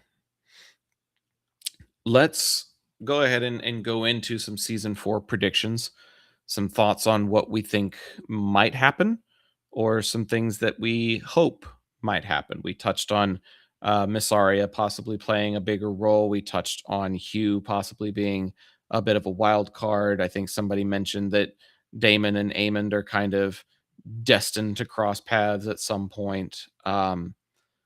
What other things do you think might happen, or do you hope might happen in this final season? Keeping in mind that we're only going to have about 8 episodes, unless they, by some miracle, decide they're going to close things out with 10, but it just seems less and less likely.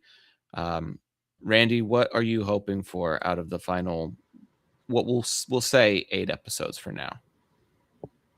So you definitely have hit on a lot of it. I feel like Miss Arya is going to play a bigger role. I feel like, she's going to think back to the power she had at, prior to being under Rhaenyra's charge. And of course, I'm going to assume the line that she got in episode 7 of "Once a whore, always a whore" was going to stick with her the entire time. So she's probably going to try to rebuild her network from there. I feel like Hugh is probably going to try to hunt down Ulf. I think that's how we lose some dragons. Those two going at, I think those two are going to go at it. I mean, I'd like to see them go at it, considering it was Ulf's fault that, to some degree, that he lost his wife, even though obviously there were other circumstances involved there. As far as Aemon versus Daemon, I don't want a victor. At this point, I feel like both of them are such dangerous pieces in general that both of them should just take each other out. But again, I don't know anything about the source material, so I guess we'll have to wait and see. As far as Aegon goes, I want to see him try to make good on his attempt at getting revenge, but also I just don't see him being fit to be king in general. So I think he's going to come close, but I think he's going to fall short. And lastly, as far as Rhaenyra goes, I'm curious to see if they'll give you a little glimpse of a light of hope at the end before she finally meets her end. But because I mean that has to happen at the end of the season, right? As long as we don't have the same thing that happened to Daenerys, I think we'll be fine. I'm gonna zip my lips and throw it to Ryan. Yeah, I mean, I think Aegon and Aemond are going to team up, become a power couple in a way.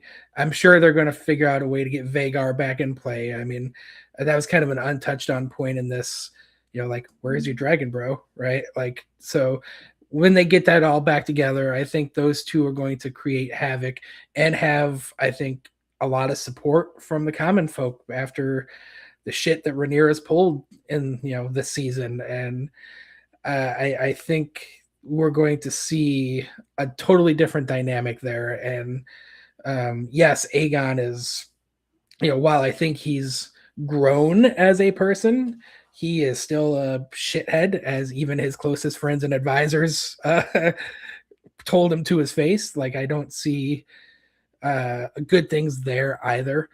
But I think at this point I have switched sides. I was firmly team black, and now I'm kind of rooting for Team Green to take this thing home and kind of make Rhaenyra disappear. And honestly, I feel like the conversation for Rhaenyra is no longer can she defeat Aegon or legitimize her position on the throne.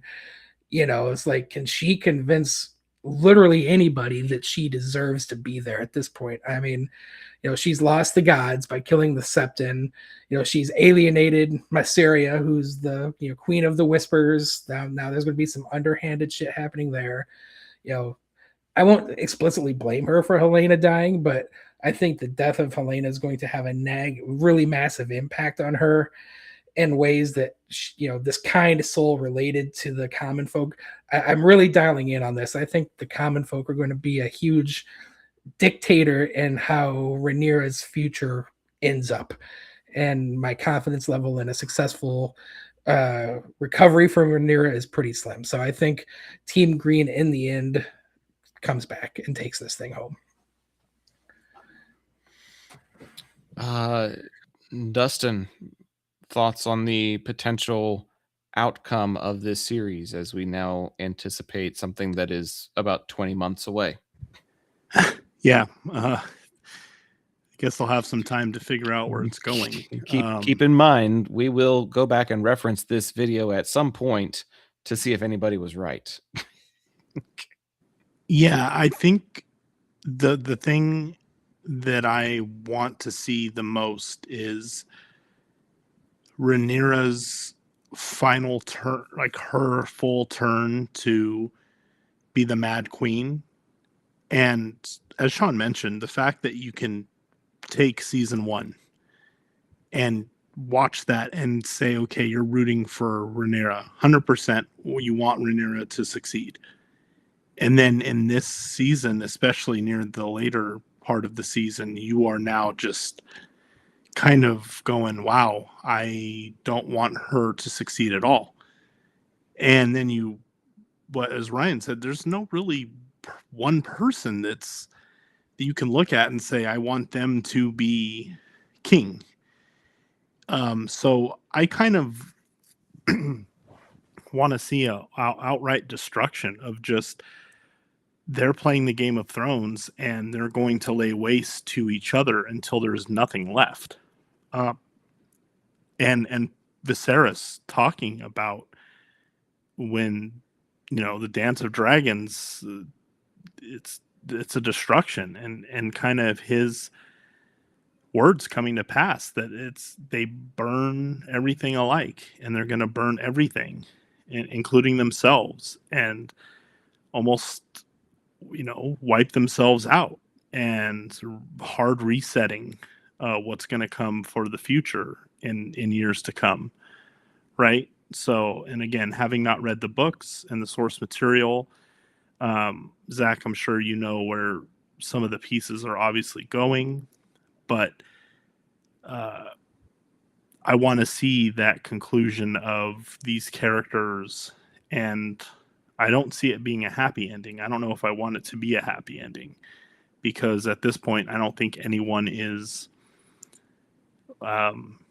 rightful to own the throne and to take it over. And we're going to see people vying for that. And I would definitely want to see more growth from Aegon, and I want to see if they'll bring back in Larys in the future, and see if that's going to play any role. And then Alicent, obviously, we see her kind of just chilling out there, and she has her little moment checking out things. And what role does she have to play in what happens next, especially with her having poison Aemond and kind of going off? Is she just going to go off and kind of live a quiet life? Because I think she realized something happened when she sees the butterflies coming up, and almost like she can sense that Helena has died. Want to see, some of that stuff come to a head. And I think at what point does Daemon and Rhaenyra's relationship strain to a point where something happens between them two? I know we didn't want to see anything that mirrors what Jon Snow did with Dany, but is that going to be something that's in play where she goes completely mad? And he seems to be fostering it, but at what point does he say, like, especially what he's seen now, and you see him seeing all the children burned and the terrible things that's happened, how does that change him and what he's going to see Rhaenyra doing and his responsibility in that? All very good points. All very good points from all three of you. Sean, you and I are probably the two most familiar with the source material. Do you want to try to give hopes for season 4, or do you want to go straight into your score out of 10? I mean, it all depends how much they stick to it, right? We've seen some alterations, or even alterations in this past episode, but we've also seen them stick to things. So probably best that I just go to the score out of 10. By all means, you can kick us off, and we'll go back around the horn the opposite direction. Sorry, just so we're clear, this is for this episode, right? Just for this episode, yes. Okay, yeah. I'm going to give it a 9.3. Okay. Dustin, how about you? Yeah, I was sitting at a 9.25. Well, I'm going to round up. It gets a 9.3. Ryan, what about you? My gut put me at about a 9.2 on this one. It was really good. 9.2. Randy? Yeah, I'm definitely going to give this one a 9.0. 9.0 here. I'm going to go... Everything that I saw just kept making me want to say 9.5. I think I'm going to stick to that. It's one of those battle sequences that I could watch over and over and over again. High stakes, high impacts, great combat, great visual effects, great impact on the story as a whole and where they're driving it. Very, very well made episode. And that's going to give us a total of 46.3 out of a possible 50 points. So it got a 92.6. 92.6% from the panelists. And checking out the IMDb scores, it is currently sitting with 18,300 reviews at a very comfortable 9.1. So this panel is actually rating the season finale slightly higher than what the rest of the world seems to be giving it, although 1.6% seems very marginal, very slim in the difference. So we're still pretty par for the course for how we've been rating episodes versus how the general public has been. So I think we continue to be fair in our assessments. And I guess there's not much left to do now except provide our assessments on season 3 as a whole. Sean, are we doing ratings out of 10 for the whole season, or are we just going to give thoughts? I would just give thoughts, or else we might be contradicting our scores. Yeah. Yeah, because we don't have the total tallies handy. So we'll give everybody the floor for, a solid 60 to 90 seconds as we get ready to wrap up our thoughts on season 3 of House of the Dragon. And we'll be back in about 20 months to talk about the next installment over a month and a half. But yeah, it's been a ride. It's had its ups and downs, but I would say the Battle of the Gullet kicking things off, and then the Battle of Tumbleton finishing things off. That's a pretty solid season in my eyes. Who wants to kick us off? I'm not going to force anybody to go. If you have thoughts, by all means.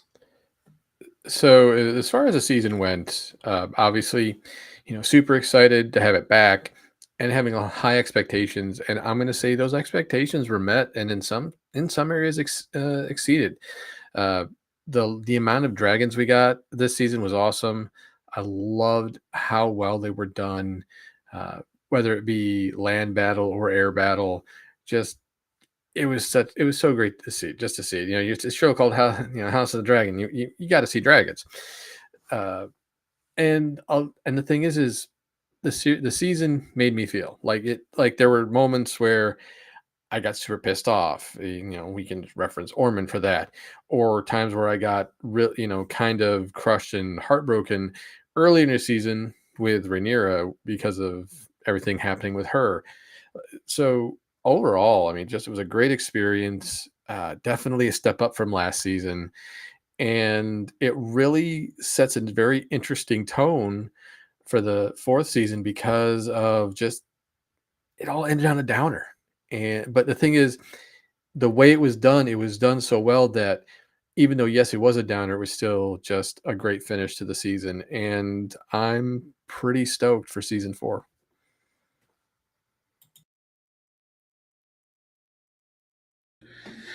Yeah, I mean, I personally think this season, for me, was my favorite of the 3. It was much more focused on, I think, the key players, and we got a really enthralling story. And I thought character development from a lot of important players. I thought Damon had an incredible journey to where he ended up, honestly, kind of becoming an adult and willing to accept his position and do whatever it took to fight on for Rhaenyra and her beliefs. To Aegon, again, he was my favorite story arc of the season, to the point where I'm now actively rooting for him, and some of his growth. And the dragon scenes were certainly legit this year. Really stepped up the battles, and I felt like, even though I was kind of critical of the Battle of the Gullet at the front end, I thought the Battle of Tumbleton here at the end was everything you said and more, Zach. It was really legit and fantastic, and I felt completely immersed. So I feel fulfilled with this season, and I am super excited to try to figure out and articulate how season 4 is going to play out to its conclusion and finale. And I'm much more eager for season 4 than I was for season 3 after how season 2 ended. So huge step up for me. I really, really enjoyed this season. Yeah, and I'll mirror. I think, having watched the seasons back to back to back now, season 1 was really, really good. This season for me, I think, has taken the top spot, all things considered, through the whole entire season. What happened and the scale, it felt more like some of the more classic Game of Thrones seasons, even in shorter episode spans. But I just felt the scale, and like we've mentioned almost in every episode, the the effort they put in for this season to really give it that grand scale and the stakes, what they are, and the journey that the characters are on. I definitely feel that, from season 1 going into season 2, I felt like season 2 was kind of a step down for me. And, and then season 3 really just ramped it up and delivered from the beginning. So I definitely loved this season, I think the most out of the 3 so far. And it's going to be hard to wait, 20 months and have to pick up the pieces and see where they're going to go with this. But I think they have a potential to deliver a really cool season with season 4. And I'm really excited. And that says a lot when you're excited for the next season. Just hope that excitement stays alive for almost 2 years.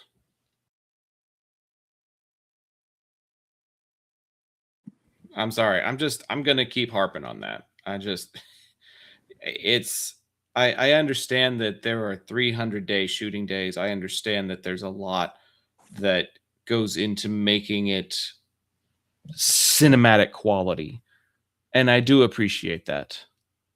But damn it, I need more of this so that I have escapism to look forward to. 2 months of it every 2 years is just not the right ratio. And they need to work on getting that. Either that or work on producing 2 different series on alternating timelines where we get regular Thrones every year, but we're getting 2 years of it. I know House of the Dragon and A Night of the Seven Kingdoms are kind of doing that, but I mean, those are 2 very different scales, I want something that is like House of the Dragon's peer. They're equal, not just something set in the same world. And I don't know. I feel like there are enough brilliant creatives out there to be able to do something like that, but HBO just hasn't pulled the trigger on it yet. So I guess we're watching Harry Potter and Lanterns in the meantime. And I mean, I guess that's okay, but I'm going to miss this, and I'm going to miss this, being able to hang out with y'all and talk about the episodes in depth and see where we're at with different characters and predictions for what could come next. We're not going to have that for a while, and that is also a bummer. Yeah, man, it's too long, right? Like it's a double whammy. Not only are our episode count short, really should be 10, not 8, but we're waiting longer. So like, you're not just swallowing 1 pill, you're swallowing 2 pills. And I know you and I had this conversation, Zach, given what's left in the source material doesn't mean it'll all be covered, and it doesn't mean it'll all stay the same. I sure as hell wouldn't bet on either of those facts. But like, people were talking about they might need to stretch this out into 4 seasons. Now I sit here and I go, well, if you're only doing 8 episodes in the final season, which we don't know, one would assume, but maybe that increase will go back up to 10. Who knows? Not a whole lot of runway for a lot of stuff they have to cover. So, yeah, like I said, it's a double whammy. It's too long to wait. And, the episode count being cut is not fun. Like at the end of this, if it's another 8 episode season, this whole show accounted for 34 episodes. That is woefully insufficient. And I know people go like, I mean, that's Game of Thrones. That's BBC level TV series.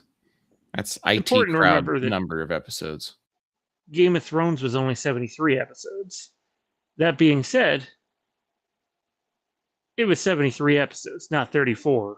That's an extra 39 episodes, and you can do a lot with that. That's twice as many episodes. Yeah.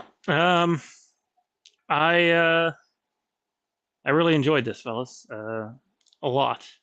I can't say I'm looking forward to Lanterns, and I can't say I'll be watching it because I won't be.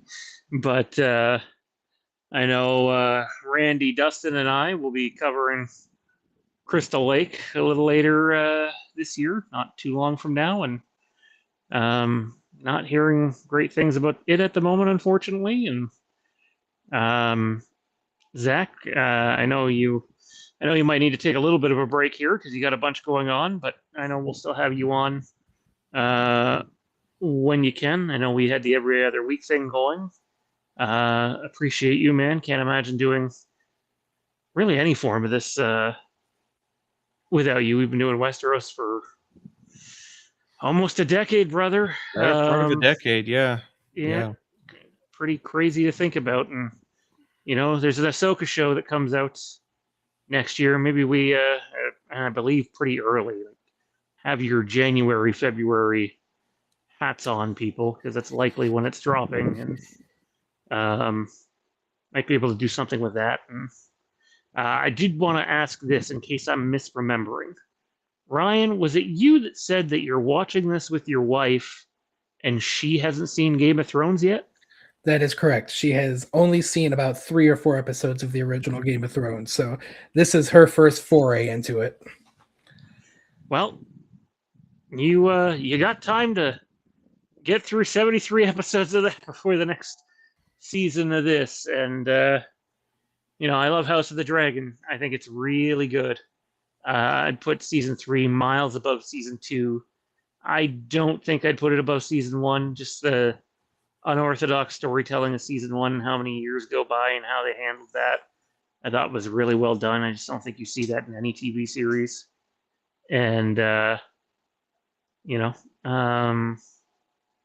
just looking forward to more. I really appreciate you guys and all your contributions to this. And I know we have a Night of the Seven Kingdoms next year, but I believe what's that? It's going to be like 6 35 to 40-minute episodes. Not really the same thing, right? Like, it's a micro series. It might as well be compared to this.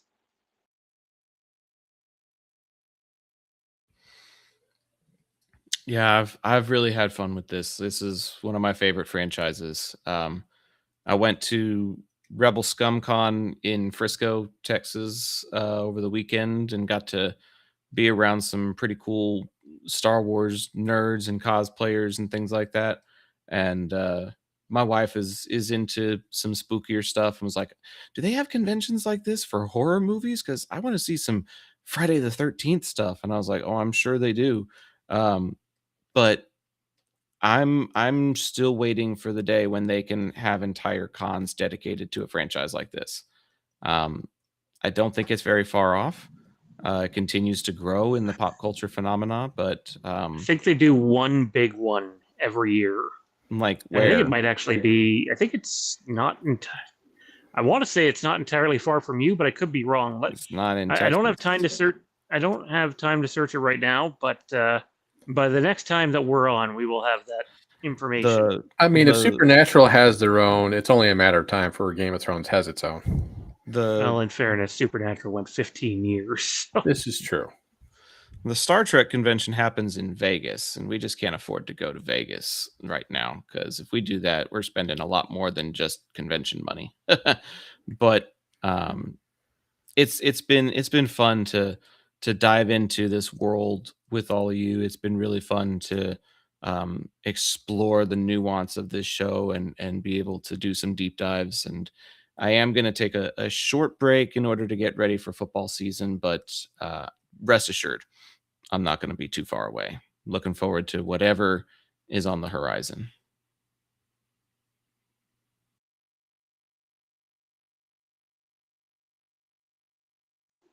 Bear with me one moment. Let me ask a question. Unless I slept through it, I don't think we've answered this one. I know we gotta say bye to Zach and Ryan here. Will Randy, Dustin, and I tackle one more topic? But who's everyone's favorite character specifically this season? And you can only pick one.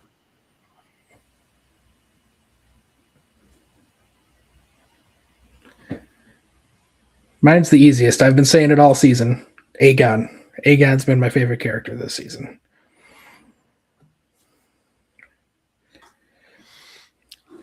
I think for me, I'm going to go with Damon, just because of the amount of growth he's gone through this entire season.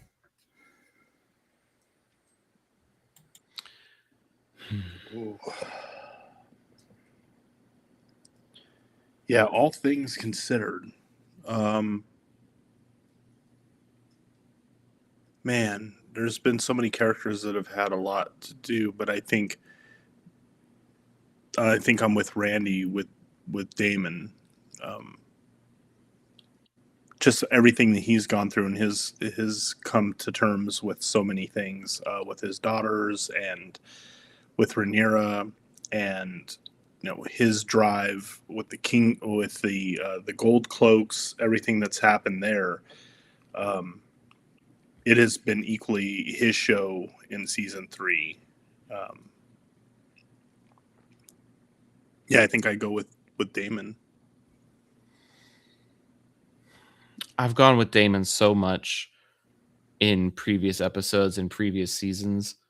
I don't disagree, but I think I'm gonna go with Ormond. He's one of those antagonists that you love to hate. He is deceitful, he is cunning, he is manipulative, and he will stop at nothing to achieve his ultimate goal, even putting children on the front lines.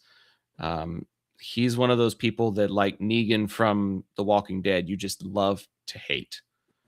And I really enjoyed having him as a focal antagonist who knew how to play the game and play it well. And it was fun to see what he was trying to cook up, and it was even more fun to see his demise. So I think I'm gonna go with Ormond.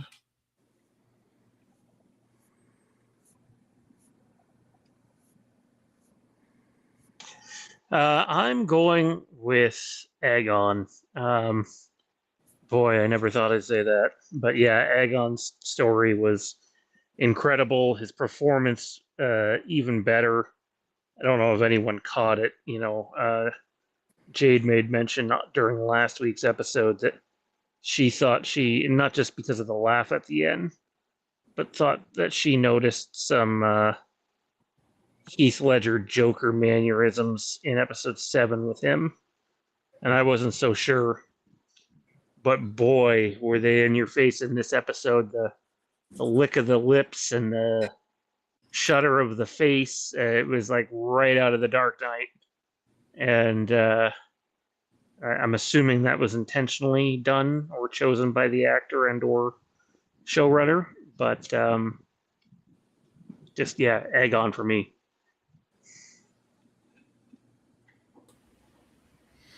Yeah, I don't think anybody would have predicted that. That's another one of those. If you were able to time travel and go back a couple of years and tell your past self, hey, your favorite character of season 3 is going to be the drunken whoremonger, I don't think anybody would have believed you.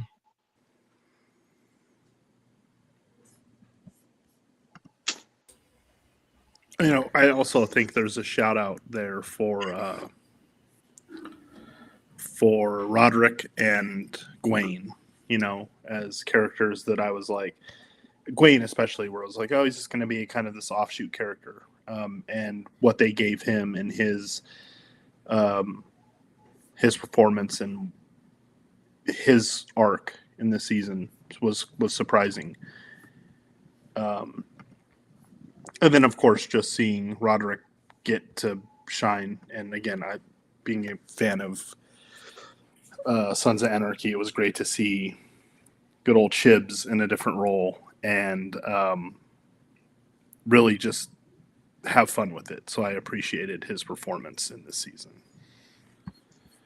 Let's give a little bit of love to Oscar Tully as well, leading that large host of Rivermen halfway across the 7 Kingdoms, barely of age himself. Pretty badass way to start out your lordship by marching your troops into battle and playing an important piece in that puzzle. He did a good job. I'm assuming he's made it out of that. We didn't see a lot of him in that battle. So I'm in the prelude as they're planning this and strategizing, but I didn't really see him like fighting. So he may have been coordinating from behind the scenes. He was fun. I did like his mannerisms. His gravitas was nice.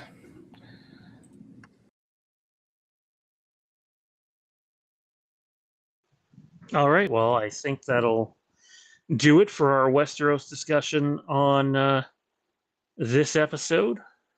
Ryan, brother, where can everybody find you, buddy? Yeah, man. I've really enjoyed being here these last couple months, and I'm hopeful we can do a little bit more down the road, maybe with that Ahsoka show when it comes out. I love that. So hopefully a little bit more here, but also over on our Ram and His Racing YouTube channel and Facebook and X and Twitter and all those other socials where we do our weekly shows on NASCAR related things, and of course the introduction of Dodge and Ram. So find us over there, as a lot of news is going to continue dropping over the next weeks and months on that front. And Zach, I know you're pretty busy coming up here, bud. Where can everybody find you? Yeah, man. My YouTube page is at Zach the Voice, ZACH the Voice. We do local high school broadcasting, and football season's about to kick off, and football's pretty important down here in Texas. So we're looking forward to another great year. We had almost 50,000 views last season, and hoping to continue some of that success during this upcoming fall. So every Thursday/Friday until like November or so is going to be occupied by some high school football. So follow me at Zach the Voice on all those other socials, and you'll get the links to the live streams. Awesome, fellas. Well, we appreciate you guys doing this. I definitely love the idea of doing a review of Ahsoka next year when it comes out. And I think if we can all manage to see Avengers Doomsday on opening weekend, might be able to follow up with something there on the Monday. And obviously we have a Night of the Seven Kingdoms next year, but really enjoyed doing this and really enjoyed these panels. So really appreciate all the efforts that are put in. And for Zach and Ryan, we will see you again when you grace us with your presence. Vala Morgulis. I'm alive. Sorry, we didn't touch on that, but I loved that from Aegon last night. There you have it. Zach the Voice and Ryan Yount Racing 45. A big part of our Ramming is Racing endeavor. If you are a NASCAR fan, that leaves us with one topic to finish the night. Truly ridiculous, pathetic, downright embarrassing topic, but we're here to talk about it because we cover Halloween shit on this channel. And, instead of talking about a new map reveal or, new character reveals or new feature reveal, we are talking about Halloween the game being banned in Australia and New Zealand. And no, it's not because of its violent nature, graphic kills, a serial killer going and killing a bunch of teenagers. Nope, it's not that at all. It's because you can smoke weed in the game. What the fuck are we doing here, people? Dustin, I'll go to you first, man. Thoughts? I don't understand why. I think some of these people that make this decision should probably try smoking a little bit of the substance they are not so happy about being out in the game. I'm just kind of surprised that you're gonna have it be because of them smoking marijuana, but the violence is okay. What are we talking about here? Like, this is just such a weird ass backwards.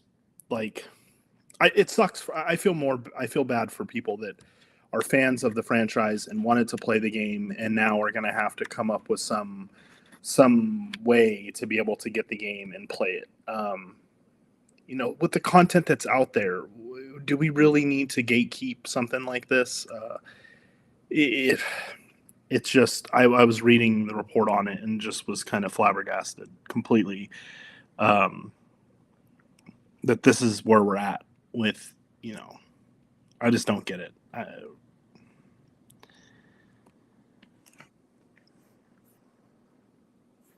Randy? Well, this is on the level of stupidity similar to China censoring blood and turning it white on their anime. We all know what that looks like in the end. So how much better is that? It is what it is. I mean, unfortunately, every country is going to be different. And you know what? Who knows? Maybe there's not really a big, they were expecting a lot of money out of those two countries anyway. Maybe they're more concerned about North America and Europe, and which I'm sure that's where they're going to make their money. But what was interesting is that Elphonic decided to release a small video with showing different kills and different weapons and environments and things like that you can types of kills, and I thought that was really cool. But it's like, yeah, go ahead, ban it for rocking the ganj versus actually basically ripping someone's head open, or taking a knife and jabbing it through their skull, stuff like that. But you know what? And that's not going to affect us. We're going to get to play it. We're going to have a lot of fun with it. And yeah, as dumb as it is, if they don't want that, it's not Elphonic's problem. They're still going to saying, Randy, they don't want that smoke. Obviously they don't. But I mean, I think it's already sold pretty well too. So, you know what? Aussies and New Zealanders, sorry, we'll have fun without you. I had someone who I won't name making the case to me over the weekend that the success of the Halloween game and some of the things that they're doing in terms of the story with that, showing things we haven't seen about a story that we know, might be a good launching pad for the 50th anniversary film. And, we'll have to wait and see how all that plays out. But, it really, I feel for the people, the Halloween fans in Australia and New Zealand who shouldn't have to deal with this bullshit. Now, I'm going to assume, unless there's some region block thing on this, that if they're able to come across a physical copy of the game, that their Xbox or PlayStation won't prevent them from playing it. I would have a hard time believing it would do that. So, if you're from Australia or New Zealand, just remember that you can shop on any, and I mean any, other form of Amazon site. .ca, .com, .whatever. And it may be available on there. And if not, you might have to do the thing where you have a friend order it for you and then ship it to you. There will be ways that you can play this game. It just sucks that you're going to have to jump through hoops to do it. Final thoughts, fellas? Anything? I mean, if they're a big enough fan, they'll do it. I think it's going to be really successful. And you're right. There are ways around stuff, and people will figure it out. So as much as Australia, New Zealand, in terms of their, what they're doing in terms of banning the game, it's like anything. If you want it bad enough, you get your hands on it. And I'm sure plenty of people in Australia and New Zealand will get their hands on it. And I'm sure we'll have plenty in the lobbies playing against them. So as Ian Malcolm, you say, life will find a way. In this case, gaming will find a way. It's just that's exactly what's going to happen. Yeah, I was looking forward to having Michael Myers be voiced by a Aussie or New Zealander. Now, Oi, not going to be excited for. And Sean, I agree. It sucks for the fans that just want to play a game. When you have stuff like this that happens, that comes across, it's like it just sucks for them. There is going to be ways to be able to get it. So yeah, like you said, unless it's going to be region locked, which I can't imagine it will be. Whether it's a digital, code that you get, which, it seems like we're going in that digital future anyway, where it's going to be, like the fact that you can buy a physical disc or a physical,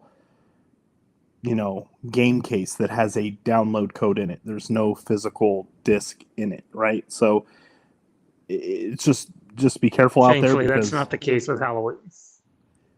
right. But just good. I think people should have the choice, and there'll be ways to get it. So, you'll be able to play the game, I'm sure, at some point. Or at some point they come to their senses and say, okay, we're going to allow it now. Which may also happen at some point. But I do think the game is going to bring enough hype, to the franchise, get fans excited, to coincide, with a potential, even if there was a tie-in, as it gets closer to announcing something for the 50th anniversary. We're going to get that movie. If they do something special for people that have the game, I think it's going to do good things for the franchise in the lead up to the 50th anniversary.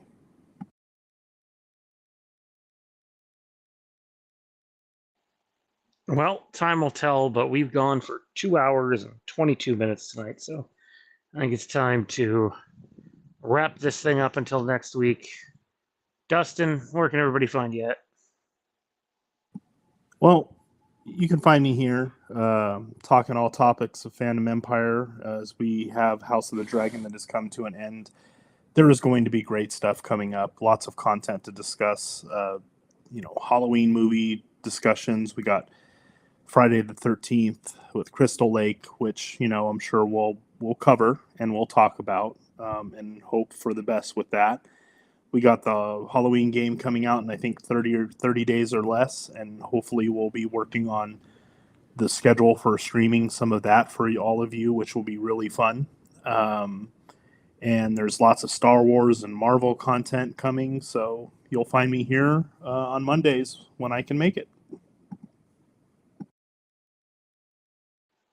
Yeah, I think we have 3 shows left before we will be doing some Halloween the game streams, and I think the way it will likely work is we will probably do like 45 minutes of news and rumor topics and see what's happening, and then we're gonna have to do some testing to make sure we're all heard, but switch over to Halloween the game for the final 75 minutes of the show. There's a good chance it might have to be 2 separate streams too to work properly. So either way, that'll be on Mondays, and I'm sure we'll stream on some days that aren't Mondays. But right now, the plan is to do some Halloween the game streams, basically every week leading up into October, and probably some in October, and then we're definitely going to find time for a couple of Halloween watch parties or horror movie watch parties in the months of October and November. Crystal Lake's being dropped all at once, so we won't get to follow that along weekly, but lots coming. Avengers Doomsday at the end of the year. Hopefully Ahsoka pretty quick into the new year. And more. And then obviously Starfighter comes out in May. That'll be a big one. So plenty of content coming on the channel. Randy, where can everybody find you at, man? So over on X at Giggity Giles. Obviously here Mondays. I mean, I can't wait till we start streaming some Halloween. And I will do my best to try to scare the ever living shit out of both of you if I can. How great would it be in a lobby if a dude that sounded like Billy Butcher showed up as Michael? That'd be amazing. But yeah, football season's getting ready to start. We got preseason going, but no new recordings yet for the Sports Brew. But when we do, I will let you know. But if you're curious to see just the chaos that is the Sports Brew, just Google Sports and Brew. You'll find the home feed on Podbean. But other than that, yeah, I'm excited for streaming some Halloween. I pre-ordered my deluxe edition and I'm ready to go.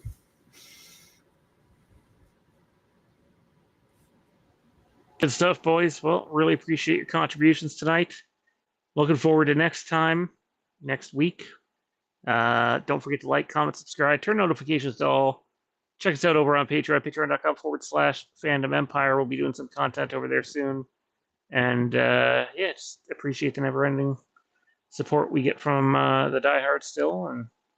And until next time, when the Empire calls.